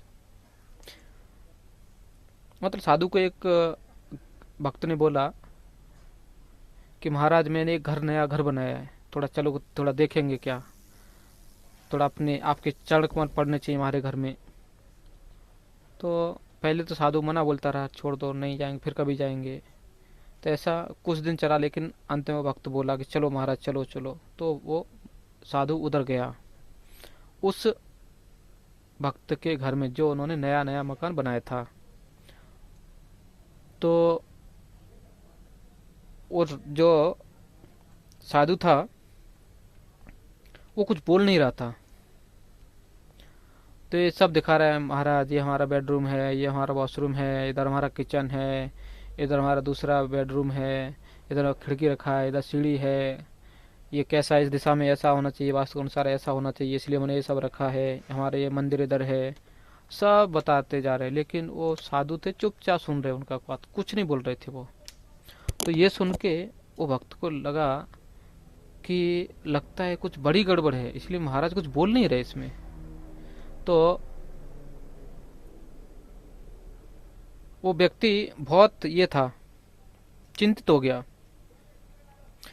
और उन्होंने महाराज को पूछा कि महाराज आप बोल क्यों नहीं रहे, इसमें क्या गड़बड़ है, बताइए थोड़ा सा। तो ऐसा बताते हैं, वो जो महाराज थे या वो साधु थे, वो सोच रहे थे कि अगर हम इस घर को अच्छा बताते हैं कि नहीं आपने बहुत अच्छा किया है, तो क्या होगा, क्योंकि इस घर को बनाने के लिए जो भी पाप कर्म किया गया है उसमें हमें भी कुछ हिस्सा मिलेगा, हम भी पाप के भागी बनेंगे। तो इसलिए वो व्यक्ति वो चुप था, वो महाराज चुप थे। और ये बोलते हैं कि नहीं नहीं ये खराब है, तो इस वक्त का मन दुख जाएगा, बोलेगा अरे मैंने इतना अच्छा बनाया है और फिर भी ये व्यक्ति इसको क्या लेके आया, ये बोल रहा है अच्छा नहीं बनाया। तो इसलिए वो किसी में पढ़ना नहीं चाहते थे, न इनका मन दुखाना चाहते थे, न पाप में सोच रहे थे कि हम बच जाएंगे सबसे, ऐसा सोच के चुप थे वो। लेकिन जब इस वक्त का, इस व्यक्ति का आग्रह देखा गया, ज्यादा किया इसने आग्रह, तो महाराज बोले कि आपने सब बहुत बड़ी गलती कर दी एक। तो वो भी थोड़ा डर गया, अरे क्या बड़ी गलती क्या कर दी हमने। बोले कि इसमें आपने दरवाजा रख दिया, जो मेन दरवाजा है ना वो नहीं होना चाहिए। तो उसने समझा कि हो सकता है वो गलत दिशा में लग गया लगता है। तो थोड़ा समझाने लगा, महाराज ये वाला दिशा है, इस दिशा में ऐसा ही दरवाजा बताया था वास्तु ने, इसलिए हमने ऐसा किया, आप बताएंगे तो हम जगह चेंज कर देंगे उसको, ऐसा कुछ नहीं। तो बोले कि नहीं, जब आपका शरीर छूटेगा तो आपको उसी दरवाजे से लोग लेके जाएंगे। आपने जो घर बनाया ना, इसको लोग तुझे जो आपको बाहर फेंक देंगे और खुद रहेंगे इसमें। तो ये आपने बहुत बड़ी गलती कर दी। तो जो साधु लोग हैं वो ये भाव रखते हैं कि क्या है इस दुनिया में, और हम जो कर रहे हैं अंत में क्या करने वाले हैं। हम इस संसार में ज्यादा दिन नहीं है, जो घर बना रहे ज्यादा दिन नहीं रुकने वाले। वो क्या करेंगे, अभी आजकल तो और क्या देखा गया है कि बहुत कष्ट से पिताजी घर बनाते हैं और बच्चे लोग क्या करते थे, नहीं नहीं ये थोड़ा डिजाइन अच्छा नहीं, चलो इसको तोड़ के नया बनाएंगे। और बनाते में ऐसा सोचते हैं हाँ ये 1,000 साल तक टिकना चाहिए, लेकिन बच्चे लोग क्या करते हैं, वो फिर से चेंज करके दूसरा बनाते हैं। तो ये क्या हो जाता है, क्योंकि एक से बढ़कर एक रजोगुनी है इस संसार में। तो इसीलिए पहले के लोग क्या करते थे, जैसे आपने देखा होगा 100 साल पहले या फिर ऋषि मुनियों के समय में, वो लोग अपने एक घास का कुटी बनाते थे। वृंदावन में भी आपने देखा होगा, पहले कहीं कहीं देखते को मिलता है, वो घास का एक झोपड़ी बनाते हैं, भजन कुटीर, उधर साधना करते बस। वो देखते नहीं कि नहीं हाँ हमारे शिष्यों के लिए हम बड़ा ये करके जाएंगे वो करके जाएंगे, नहीं, शिष्य आएगा अपने लिए करेगा, क्योंकि हमारा समय हमें भजन करने के लिए बताना है, न कि दूसरे को सुविधा देने के लिए। तो ये क्या होता है, हमें ध्यान रखना चाहिए। अगर हमें रजोगुण भी है तो इसलिए बताते हैं काम कृष्ण कर्मार्पणे, हमारे अंदर जो इच्छाएं हैं वो भगवान के लिए कार्य करने में लगाइए, उन इच्छाओं को पूरा कीजिए। तो इससे क्या होगा, रजोगुण है वो भगवान की सेवा में लगेगा, भगवान के लिए। जैसे कुछ लोग रहते हैं वो इधर उधर भागते हैं, ठीक है आप भागो, भक्तों को लेके जाओ, एक प्रोग्राम से दूसरे प्रोग्राम में लेके जाओ, उनको सुविधा हो जाएगा, उनके लिए आपकी सेवा हो जाएगी, क्योंकि आप शांत बैठ नहीं सकते। फिर जैसे मंदिर में अलग अलग सेवा रहता है, वो सेवा कीजिए, क्योंकि आपके हाथ पैर शांत नहीं बैठेंगे, आप शांति से बैठ नहीं सकते, कुछ कार्य कीजिए मंदिर में। जैसे देखेंगे तो बैकअप सेवा रहता है, या कुछ माँ क्लिनिक वगैरह रहता है, बहुत कुछ सेवाएं रहती हैं जहाँ हम सेवा कर सकते हैं, मतलब अपने रजोगुण को भी भगवान की सेवा में लगा सकते हैं। और जब रजोगुण सत्वगुण के वातावरण में जाएगा तो हम फिर धीरे धीरे क्या करेंगे, सत्वगुण में हम भी पहुंचेंगे। और जैसे इसका उदाहरण आपने देखा होगा कि जैसे कोई 16 माला करता है तो उसको पहले क्या करते हैं, हम लोग बैकअप में लगा देते हैं, चलो बैकअप करो, भगवान के बर्तन धो। फिर वहाँ देख देख के धीरे धीरे वो क्योंकि सत्वगुण में है तो उसके वातावरण का प्रभाव पड़ता है और सत्वगुण तक आता है वो। फिर धीरे धीरे क्या करता है, साधना करता है, माला अच्छे से करता है, भक्तों से अच्छा संबंध रखता है। फिर धीरे धीरे वो भक्त शास्त्री करके वो ब्राह्मण दीक्षा लेता है और फिर भगवान की सेवा भी उसको मिलती है, पुजारी सेवा, पुजारी तक बनता है वो। और आगे देखेंगे तो और भी संन्यास तक लोग लेते हैं। श्लोक संख्या 13। हरे कृष्णा प्रभु जी। यस माता जी। प्रभु जी मैं ये कह रही थी कि जो इस तरह का है, जैसे आपने बोला वृंदावन में कुटीर बनाकर रहते हैं, तो प्रभु जी इस लेवल तक पहुंचने के लिए तो मुझे तो लगता है कि हमें पता नहीं कितने जन्म लग जाएंगे।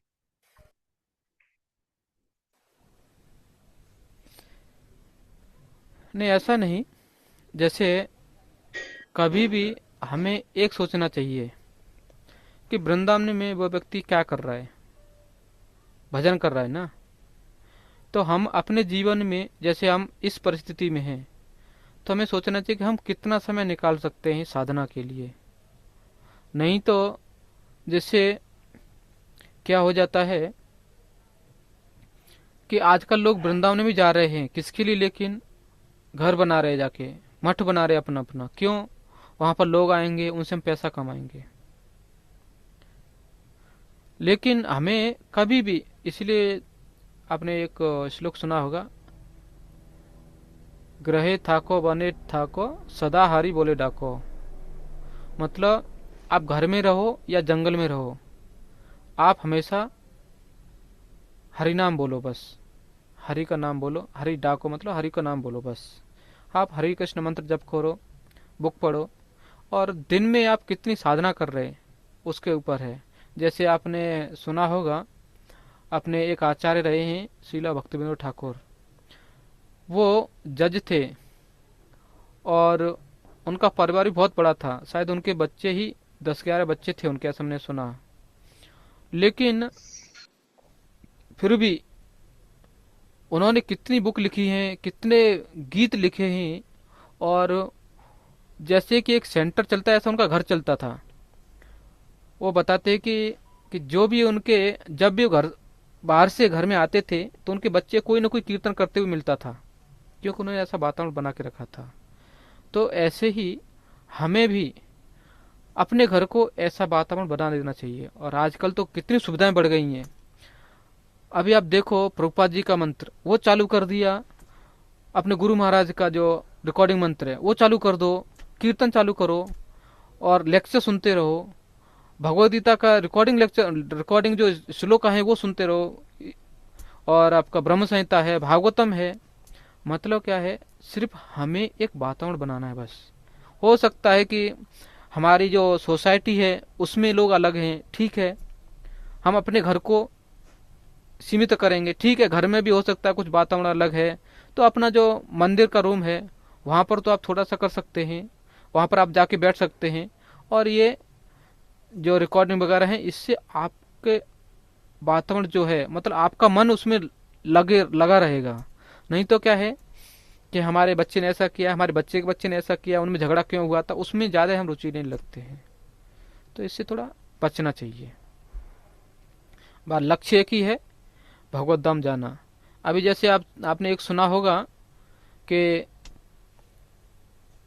खटवांग महाराज का उदाहरण। वो कौन थे? राजा थे। और उन्होंने, वो इतने अच्छे राजा थे धरती पर कि उन राजा इंद्र ने, जो स्वर्ग के राजा हैं, उन्होंने अपनी सहायता के लिए उनको बुलाया था। और वहां पर उन्होंने युद्ध किया, जीत भी गए। लेकिन वो जो इंद्र थे वो भी उनको बोले कि ठीक है, बहुत अच्छा किया आपने, बताइए हम आपके लिए क्या करें, क्या आपको वरदान दें। तो क्योंकि वो क्या थे, भक्त थे, वो ये नहीं पूछते कि ठीक है आप हमें क्या कीजिए, हमें अगला इंद्र हमें बना दीजिए, नहीं तो आधा इंद्र पद हमें दे दीजिए, या धरती का राजा, पूरी धरती का सम्राट बना दीजिए हमें। वो इंद्र के लिए कोई बड़ी बात नहीं थी। लेकिन उन्होंने एक ही पूछा कि हमारी जीवन आयु कितनी बची है अभी। तो उन्होंने पता किया और बताया कि आपको बहुत कम समय बचा है, 2-4 घड़ी बोले थे उनको, उतना ही बचा है। तो उन्होंने क्या कहा कि ठीक है, आप क्या कीजिए, आप हमें धरती पर पहुंचा दीजिए बस। तो उन्होंने तुरंत धरती पर गए और वहां पर उन्होंने क्या किया, भगवान का स्मरण किया बस। और ऐसा बताते एक क्षण में वो वापस, जो इंद्र, जो लोग देवता लोग थे, वो झगड़ा कर रहे थे स्वर्ग लोक के लिए, और ये तुरंत ही मृत्यु के बाद कहाँ गए, सीधा बैकुंठ चले गए। बैकुंठ चले गए वो लोग। तो ये क्या था कि व्यक्ति कुछ भी कार्य करे, कहीं भी रहे, लेकिन हमारा लक्ष्य एक होना चाहिए कि हमारा समय है, तुम्हें क्या करना है, भक्ति करना है, जिससे हमें भगवत धाम जा सकें बस। ठीक है, इसको कोई पढ़ सकता है?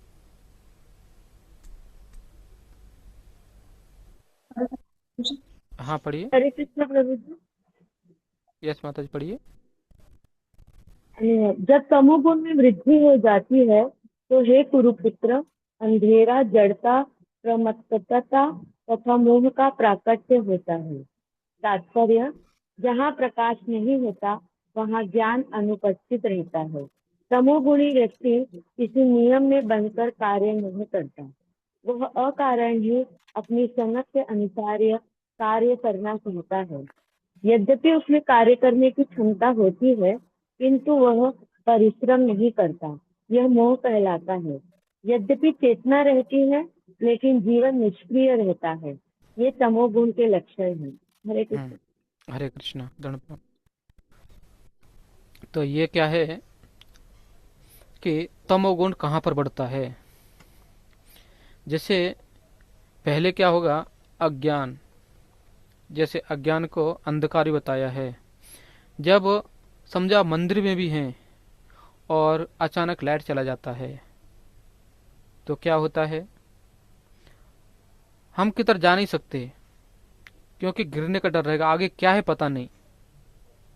तो इसमें क्या है, जड़ता, पहले लोग रुक जाते हैं। फिर अगर जैसे प्रमत्तता, मतलब क्या होता है, कुछ लोग आपने देखा होगा चिल्लाने लगते, क्योंकि कुछ क्या होता है पता नहीं, लेकिन चिल्लाने लगते लोग। और फिर वहां पर क्या देखते हैं, अपना कौन है। तो ये क्या है, एक उदाहरण जैसा समझ सकते हैं आप। तो ऐसा ही जीवन में जब हमें आगे का कुछ ज्ञान नहीं कि आगे क्या होगा,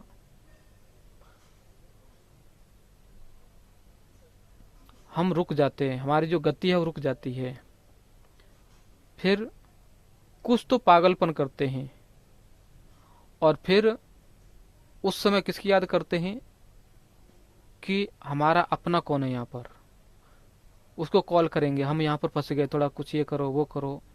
तो मेन क्या है कि हम अज्ञान में, तो जब अज्ञान से बाहर निकलेंगे तो हम मतलब न तो हमें हमारे पैर रुक सकते हैं, हम जो कार्य करेंगे आगे बढ़ते जाएंगे। और क्योंकि हम ज्ञान में हैं तो हम जो भी कार्य कर रहे हैं उसमें प्रमत्तता मतलब पागलपन नहीं करेंगे, समझ के करेंगे हाँ ये करना अच्छा है या नहीं है। और फिर हम अपना ही नहीं देखते कि यही व्यक्ति ऐसा क्यों, नहीं, सबके लिए करने दो। तो ये क्या होता है, लेकिन जहां पर ये अंधेरा, जड़ता, प्रमत्ता और मोह आ रहे तो समझना चाहिए हमें, हमें तमोगुण आ रहा है, हमें इधर ज्ञान की जरूरत है बस।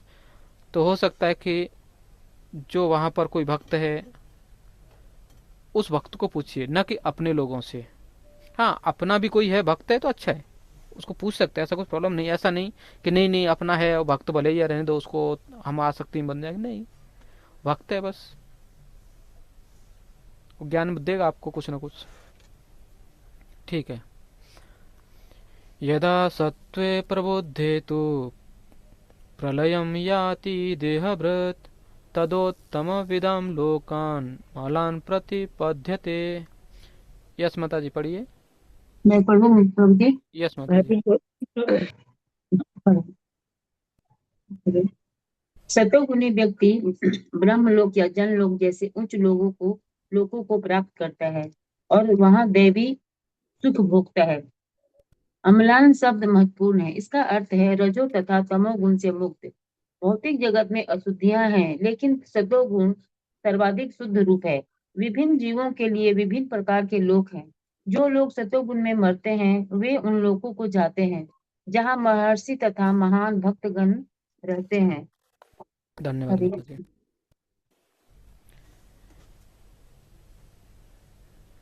तो अभी कि इनकी गति क्या होती है, क्योंकि अभी हमने यहाँ पर देखा, अभी तक चर्चा किया कि जो सत्वगुण में है, रजोगुण में है, तमोगुण में है, ये एक दूसरे को कई बार, जैसे सत्वगुण ऊपर उठता है तो रजोगुण तमोगुण को नीचे दबा देता है। लेकिन कभी कभी क्या होता है, रजोगुण है वो सत्वगुण और तमोगुण नीचे दबा के खुद ऊपर आ जाता है। फिर कभी कभी हमारे जीवन में क्या हो जाता है कि सत्वगुण भी नीचे चला गया, रजोगुण भी, अभी तमोगुण आ गया है। तो अभी ये तो जीवन के बारे में था, लेकिन अभी क्या, अगर ये लोग मरने के बाद क्या होगा, तो इसमें बता रहे यहाँ पर, क्योंकि उसने यहाँ पर सत्वगुण में रहने का अभ्यास किया है, तो कहाँ जाएगा जहाँ पर सत्वगुणी लोग रहते हैं। सत्वगुणी लोग कहाँ रहते हैं, मतलब एक सत्वलोक है जो महर्षियों का लोक है, ब्रह्मा लोक के ऊपर सत्यलोक, वहां पर वो लोग रहते हैं। तो वहां पर वो लोग मतलब ऐसा कुछ झगड़ा वगैरह नहीं करते। जैसे आपने सुना होगा रजो मतलब जहाँ स्वर्ग वगैरह है, स्वर्ग या पाताल लोक, वो लोग क्या करते, झगड़ा करते रहते हैं। लेकिन ये ऋषि लोग झगड़ा वगैरह नहीं करते, उनको कुछ कार्य भी नहीं करते, वो लोग अपना भक्ति में लीन रहते हैं। बस भक्ति भी नहीं बोल सकते उसको, वो अपने समाधि में बोल सकते हैं या फिर भजन में बोल सकते हैं, वो अपने कार्यों में लीन रहते हैं बस, उनको ज़्यादा। और वहाँ पर जाने के बाद भी उनको ऐसा नहीं कि जैसे वहाँ पर वो भक्ति करके आगे बढ़ जाएंगे, नहीं, क्योंकि उन्होंने इस धरती पर अच्छे कार्य किए, उसका फल उनको उस लोक में, जनलोक में मिलता है। लेकिन जो मतलब ऐसा नहीं होता है कि जनलोक में कुछ कार्य करेंगे और उसका फल कहीं दूसरा मिलेगा, ये बहुत कम देखा जाता है। क्योंकि वो क्या है, सिर्फ भोग लोक है, वहां पर उसको आनंद मिलेगा बस, कुछ नहीं।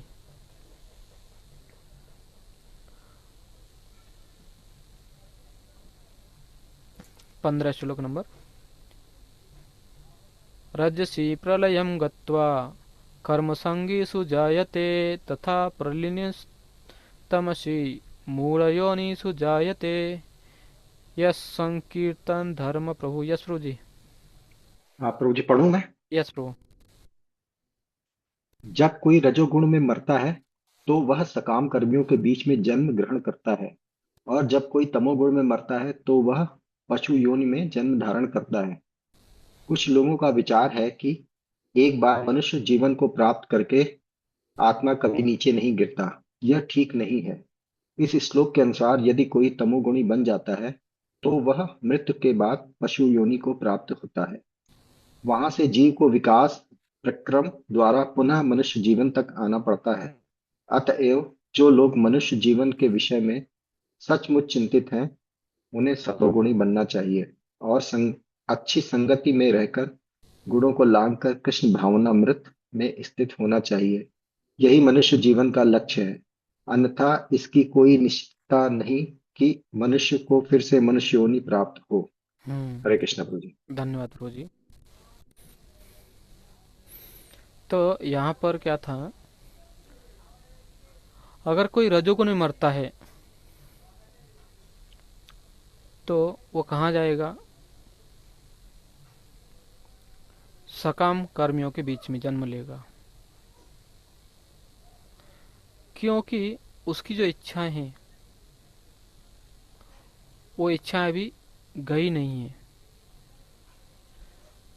क्योंकि उनकी एक इच्छा थी कि हम कार्य करेंगे लेकिन लोगों की अच्छाई के लिए, तो इसलिए सकाम कर्म में वो लोग जो परोपकार वगैरह करते हैं उसमें वो उनके बीचों में जन्म लेगा। वो ऐसे घर में जो उसके माता पिता ये कार्य करते हैं उसमें वो भी स्वभाव बचपन से वो सीख जाएगा, वो वही करेगा वो, क्योंकि उसकी इच्छा है वो। लेकिन जो तमोगुण में मर गया तो उसको क्या होगा? क्योंकि उसका अपने शरीर के ऊपर कुछ कंट्रोल नहीं था और उसके अच्छे कर्म भी नहीं थे, तो क्योंकि ऐसे व्यक्ति को तो दूसरा कोई कंट्रोल मतलब नियंत्रित करना चाहिए या करता था उस समय। जैसे कई बार देखा होगा कोई व्यक्ति पैसा वाला व्यक्ति रहता है और बाकी लोगों को कुछ खिलाता पिलाता है, जिसके कारण वो उसका कार्य करते रहते बस, मतलब वो पैसे से नियंत्रण कर रहा था उसको। तो ऐसे ही अभी क्या हो गया, इस जन्म में उसको मनुष्य या दूसरे उसको, क्योंकि वो पशु है तो अभी कोई ना कोई उसको नियंत्रण करेगा। तो ये क्या हो जाता है, क्योंकि उसने अपनी स्वतंत्रता अपने हाथ में, जब उसको स्वतंत्रता दी गई थी उसने सदुपयोग नहीं किया, इसलिए अभी उसको बांध करके उससे कार्य करा जाएगा। अभी जैसे देखेंगे तो जो जानवर रहते हैं उनको कुछ मतलब नहीं रहता है, उनको तो क्या है, एक ने दूसरे को बेच भी दिया तो उसके साथ वो जो करते थे वो करते रहते हैं। जैसे गधा है, उसको क्या है, मिट्टी ढोने से मतलब है, जो बोझा ढो के लेके जाए, चाहे कोई भी रहने दो। कभी कभी हो सकता है उसका मालिक ने बेच दिया, दूसरे के पास जाएगा तो वो मिट्टी धोएगा, वो कार्य करेगा, वो जो बोलेगा वो कार्य करता है, बस उतना ही। तो ये क्या हो जाता है, क्योंकि जब उसको मनुष्य जन्म था उसको इच्छा मतलब उसकी स्वतंत्रता थी उसके पास कि वो भगवान की भक्ति करके बाहर भी जा सकता है, लेकिन नहीं गया। तो इसलिए हमें अभी इस समय हम मनुष्य जीवन में हैं और अभी पता चल रहा है कि ऐसा कुछ भी हमारे साथ हो सकता है, तो क्या करना चाहिए, हमें जहां तक हो सके सत्वगुण में आना चाहिए, इधर प्रभुपाद जी बताते हैं। और भले ही आप तमोगुण में भी हो, लेकिन भगवान की भक्ति कीजिए, जिस भाव से भी हो पाती है, जैसा भी हो रहा है। हो सकता है कभी कभी ऐसा लगता है कि नहीं नहीं हमारा शरीर हमारे नियंत्रण में नहीं है, ऐसा लगता है कोई कंट्रोल कर रहा है, फिर भी क्या करो, भगवान के पास जाके दंडवत करो, बस उतना तो कर सकते, भगवान के साथ गिर जाओ सीधा, वो भी दंडवत हो जाएगा आपका। ठीक है, आपको लगता है कुछ बोलना चाहिए, ठीक है, आप क्या कीजिए, गीत गाइए भगवान के, पुस्तक पढ़ते जोर से पुस्तक पढ़िए, क्या होगा इससे, बाकी लोग भी सुनेंगे। और यही एक मार्ग होता है जिससे हम बच सकते हैं। नहीं तो क्या है, हम इस जीवन में मतलब फिर वापस अभी कहाँ जाएंगे इसकी कुछ गारंटी नहीं कि हम कहाँ फिर मनुष्य जन्म मिलेगा या नहीं मिलेगा, कुछ पता नहीं। ठीक है, 16 नंबर। हरे कृष्णा प्रभु जी। यस माता जी। प्रभु जी मेरा एक क्वेश्चन है।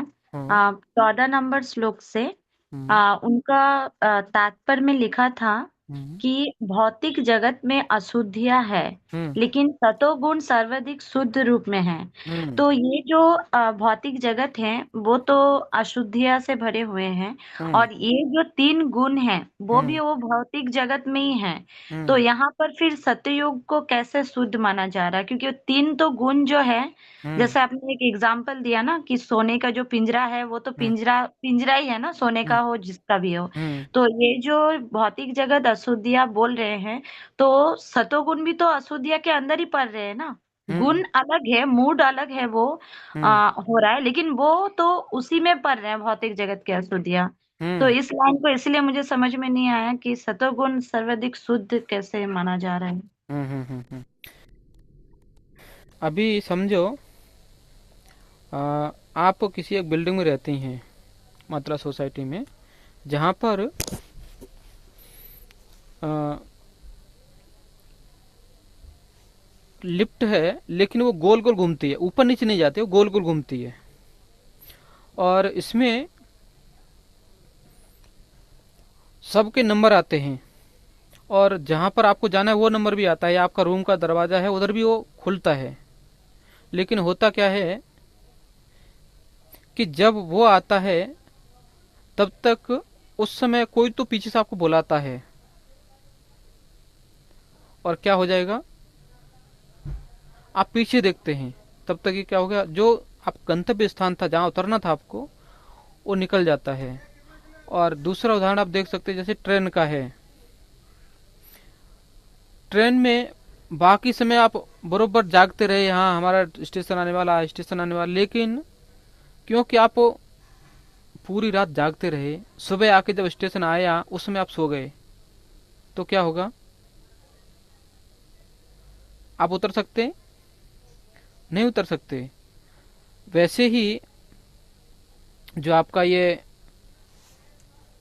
सत्वगुण है, वो आपको वहां तक लेके जाता है, कहाँ तक, जिससे आप इस संसार से बाहर जा सकते हैं। जैसे दूसरा आप देखो, जो ट्रेन था, आप भले ही जाग रहे थे, ट्रेन चल रहा है, दूसरे स्टेशन पर रुका भी है, लेकिन क्या आप उतर सकते वहां पर? नहीं, चलती ट्रेन में उतर सकते, नहीं उतर सकते, क्योंकि एक जगह आपको जाना नहीं है, और दूसरा आप उधर उतरेंगे, समझो आप वृंदावन से आ रहे, पुणे आ गए, और लेकिन जैसे गोवा एक्सप्रेस है वो आगे जाने वाली है, और आपकी अचानक आँख खुलती है कि स्टेशन छोड़ चुकी है ट्रेन, क्या आप नीचे उतर सकते हैं? उतरेंगे तो अपने को हानि है। लेकिन जो तमोगुणी व्यक्ति रहेगा वो क्या करेगा, उधर से छलांग लगाएगा, वो पागल है। तो कुछ और जो रजोगुणी व्यक्ति है वो क्या करेगा, उधर ही चिल्लाने लगेगा, अरे हमारा स्टेशन निकल गया निकल गया। वो क्या करेगा, जल्दी से चैन खींचेगा, बहुत कुछ करेगा वो। तो इससे हो सकता है कई बार तो एक दूसरे को धक्का भी मार देते हैं लोगों, बेचारा लग जाता है किसी को। तो उसमें पहले कैसा है, जो सतोगुणी व्यक्ति है वो सोचेगा अभी क्या कर सकते हैं, ट्रेन कितना दूर निकल गया है, अगर निकल गया ठीक है, अगला स्टेशन पे उतर जाते हैं। तो ये जो सत्वगुण है वो एक क्या बोल सकते हैं आप, प्लेटफॉर्म है। जैसे एक और बोल सकते हैं आप, जैसे जो सत्वगुण है, आप इसको कैसे समझेंगे,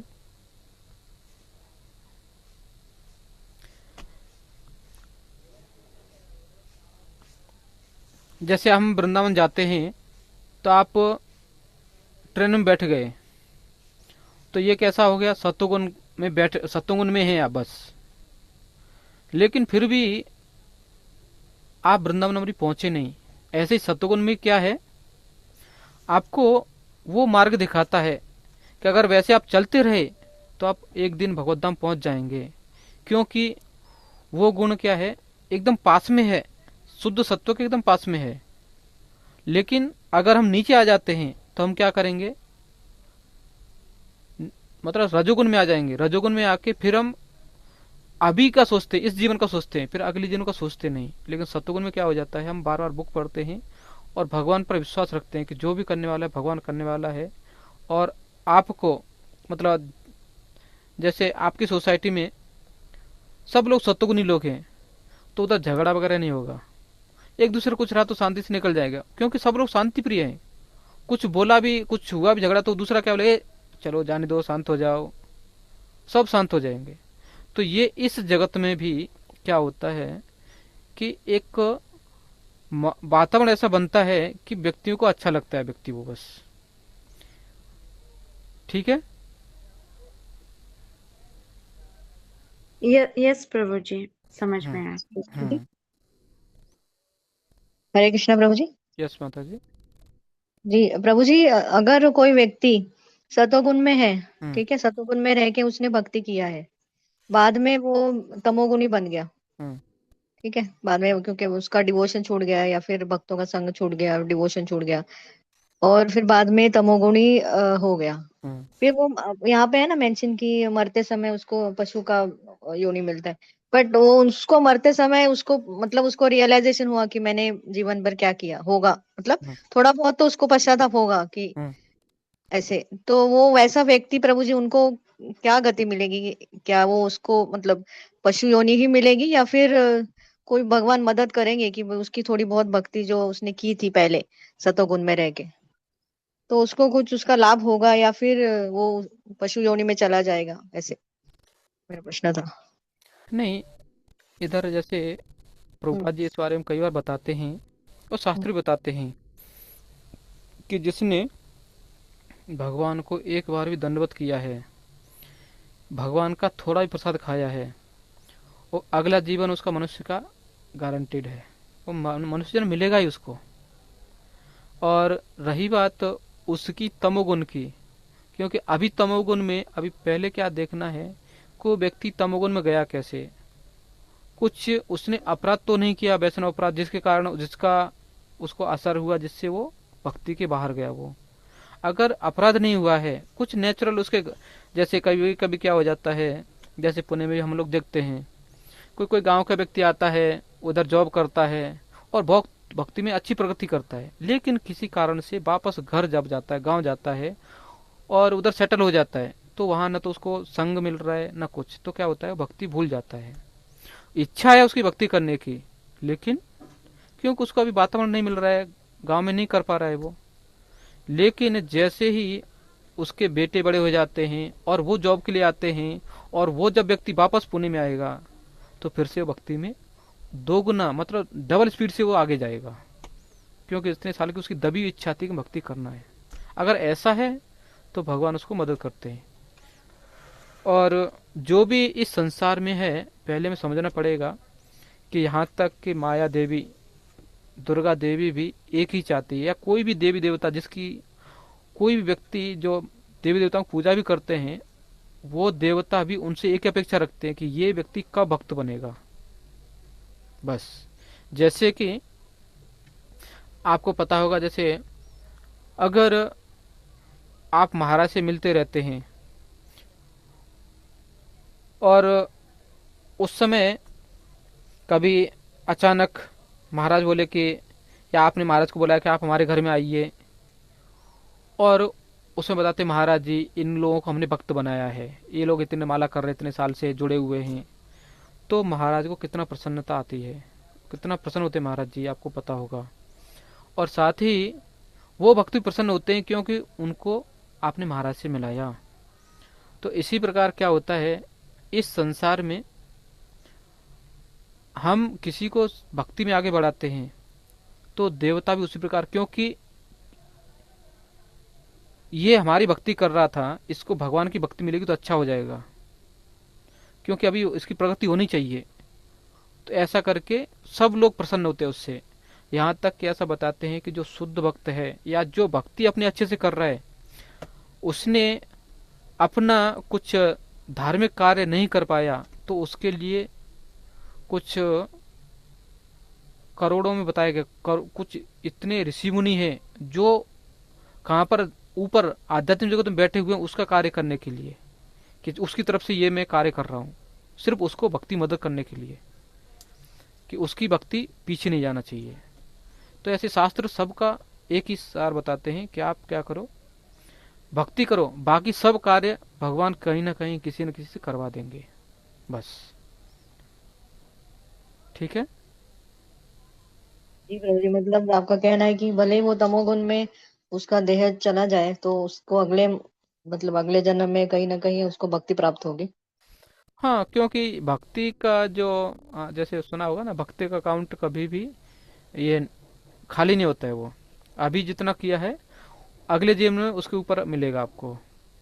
लेकिन क्योंकि जो कर्म थे, जो भक्ति आपकी कितनी तीव्र थी, क्योंकि अगर ज़्यादा तीव्र भक्ति रहेगी तो अपने आप ही कर्मों को जला देगी, तो उसका फिर प्रभाव नहीं पड़ेगा।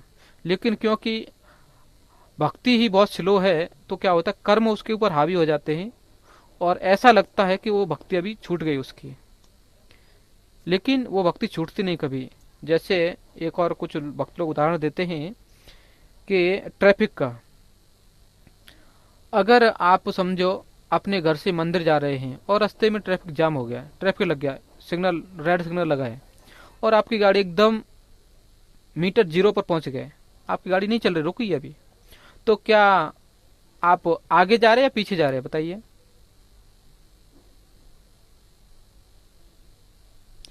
कहीं नहीं, रुके हुए हैं आप।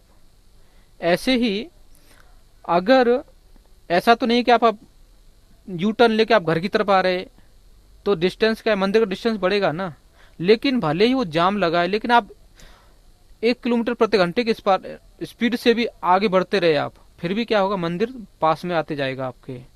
तो ऐसे ही अभी इस समय हमारी भक्ति किस स्पीड से चल रहा है वो प्रॉब्लम नहीं है, मेन क्या है, भक्ति रुकना नहीं चाहिए, वो बढ़ती रहेगी अपने आप। और रुक भी गई तो प्रतीक्षा करते हैं कि आप कब फिर से चालू करेंगे। इसलिए आपने देखा होगा कि कुछ बच्चे लोग रहते हैं, 1 महीने में आते आते सब कुछ पाठ कर लेते। वो लोग एकदम नया भक्त था, वो आ रहा था, सब उसको क्या बोलते हैं, मृदंग करताल, यहाँ तक कि वो आरती वगैरह भी गाने लगता है। क्यों? क्योंकि उसने इसका अभ्यास पिछले जीवन में किया है, उसका अकाउंट उतना है। अभी क्या उसको बस वो तुरंत जैसे कनेक्ट हुआ उसको सब कुछ मिल गया उसको, बस। तो इसलिए हमें ये नहीं सोचना चाहिए कि वो व्यक्ति ने अभी कौन से गुण में शरीर छोड़ा है या फिर अभी कौन से गुण में है। हमें क्या करना चाहिए, अपने अपने बारे में सोचना चाहिए, क्योंकि उस व्यक्ति का भूत वर्तमान भविष्य सब भगवान जानते हैं और ये भगवान का जगत है बस। और भगवान के सब बच्चे हैं, भगवान जो भी दंड देंगे या जो पुरस्कार देंगे देंगे, है ना। ठीक है, हम लोग आगे बढ़े।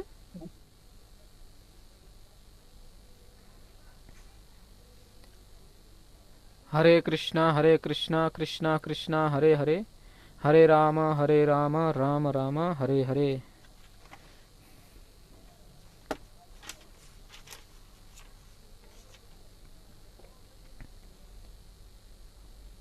हम लोग अभी फिर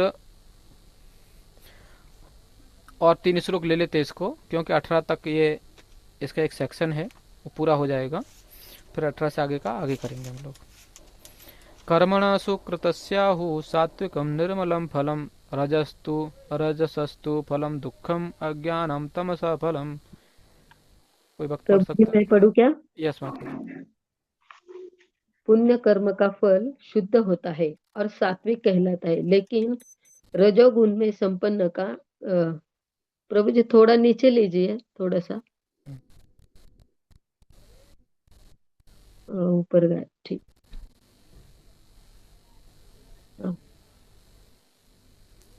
रजोगुण में संपन्न, एक सेकंड ना प्रभु जी, एक मिनट।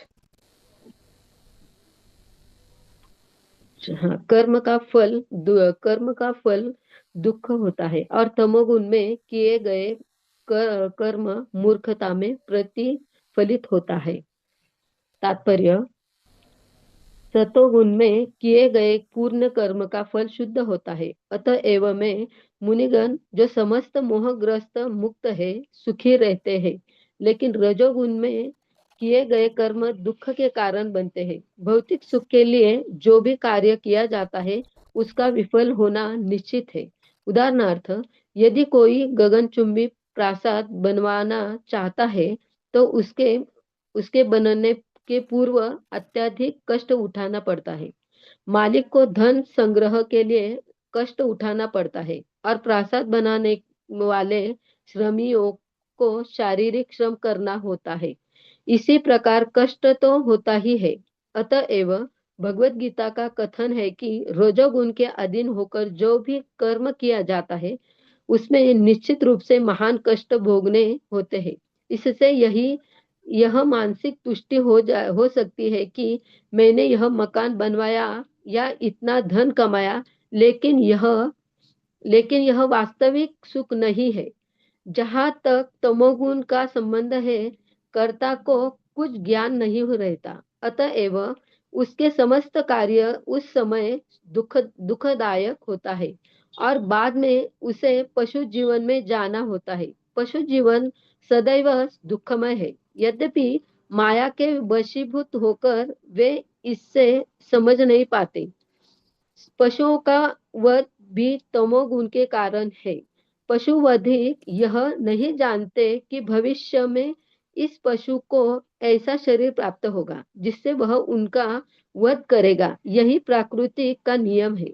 मानव समाज में यदि कोई किसी मनुष्य का वध कर दे तो उसे प्राण दंड मिलता है। यह राज्य का नियम है। अज्ञानवश लोग यह अनुभव नहीं करते कि परमेश्वर द्वारा नियंत्रित एक पूरा राज्य है। प्रत्येक जीवित प्राणी परमेश्वर की संतान है और उन्हें एक चींटी तक का मारा जाना सहाय नहीं है। इसके लिए मनुष्य को दंड भोगना पड़ता है। अतएव स्वाद के लिए पशु वध में रत रहना घोर अज्ञान है। मनुष्य को पशुओं के वध की आवश्यकता नहीं है,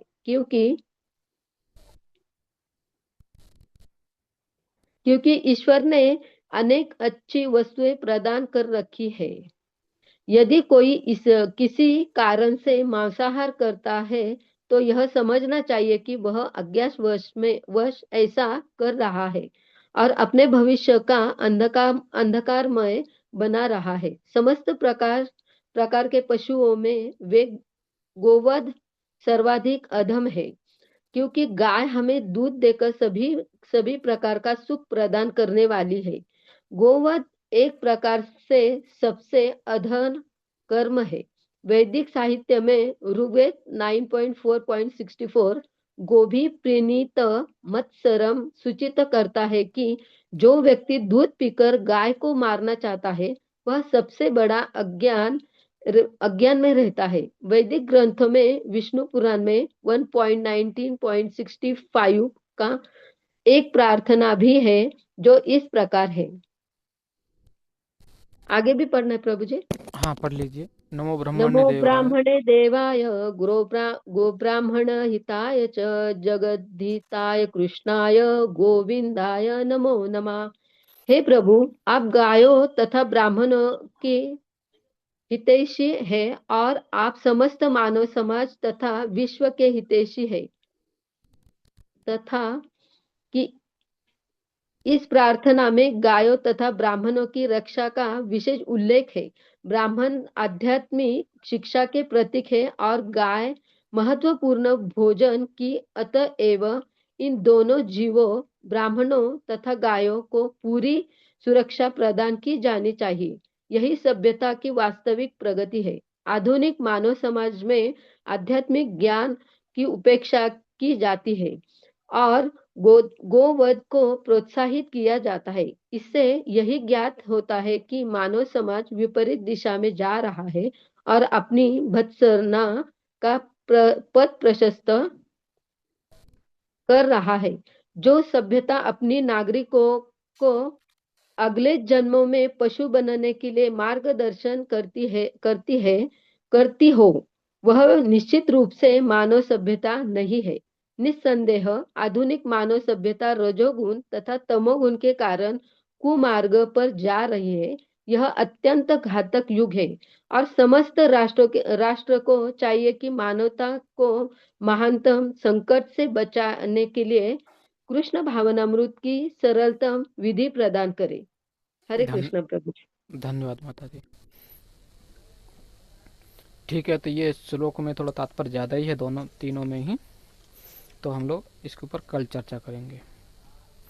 हरे कृष्णा कृष्णा कृष्णा हरे हरे, हरे राम राम राम हरे हरे।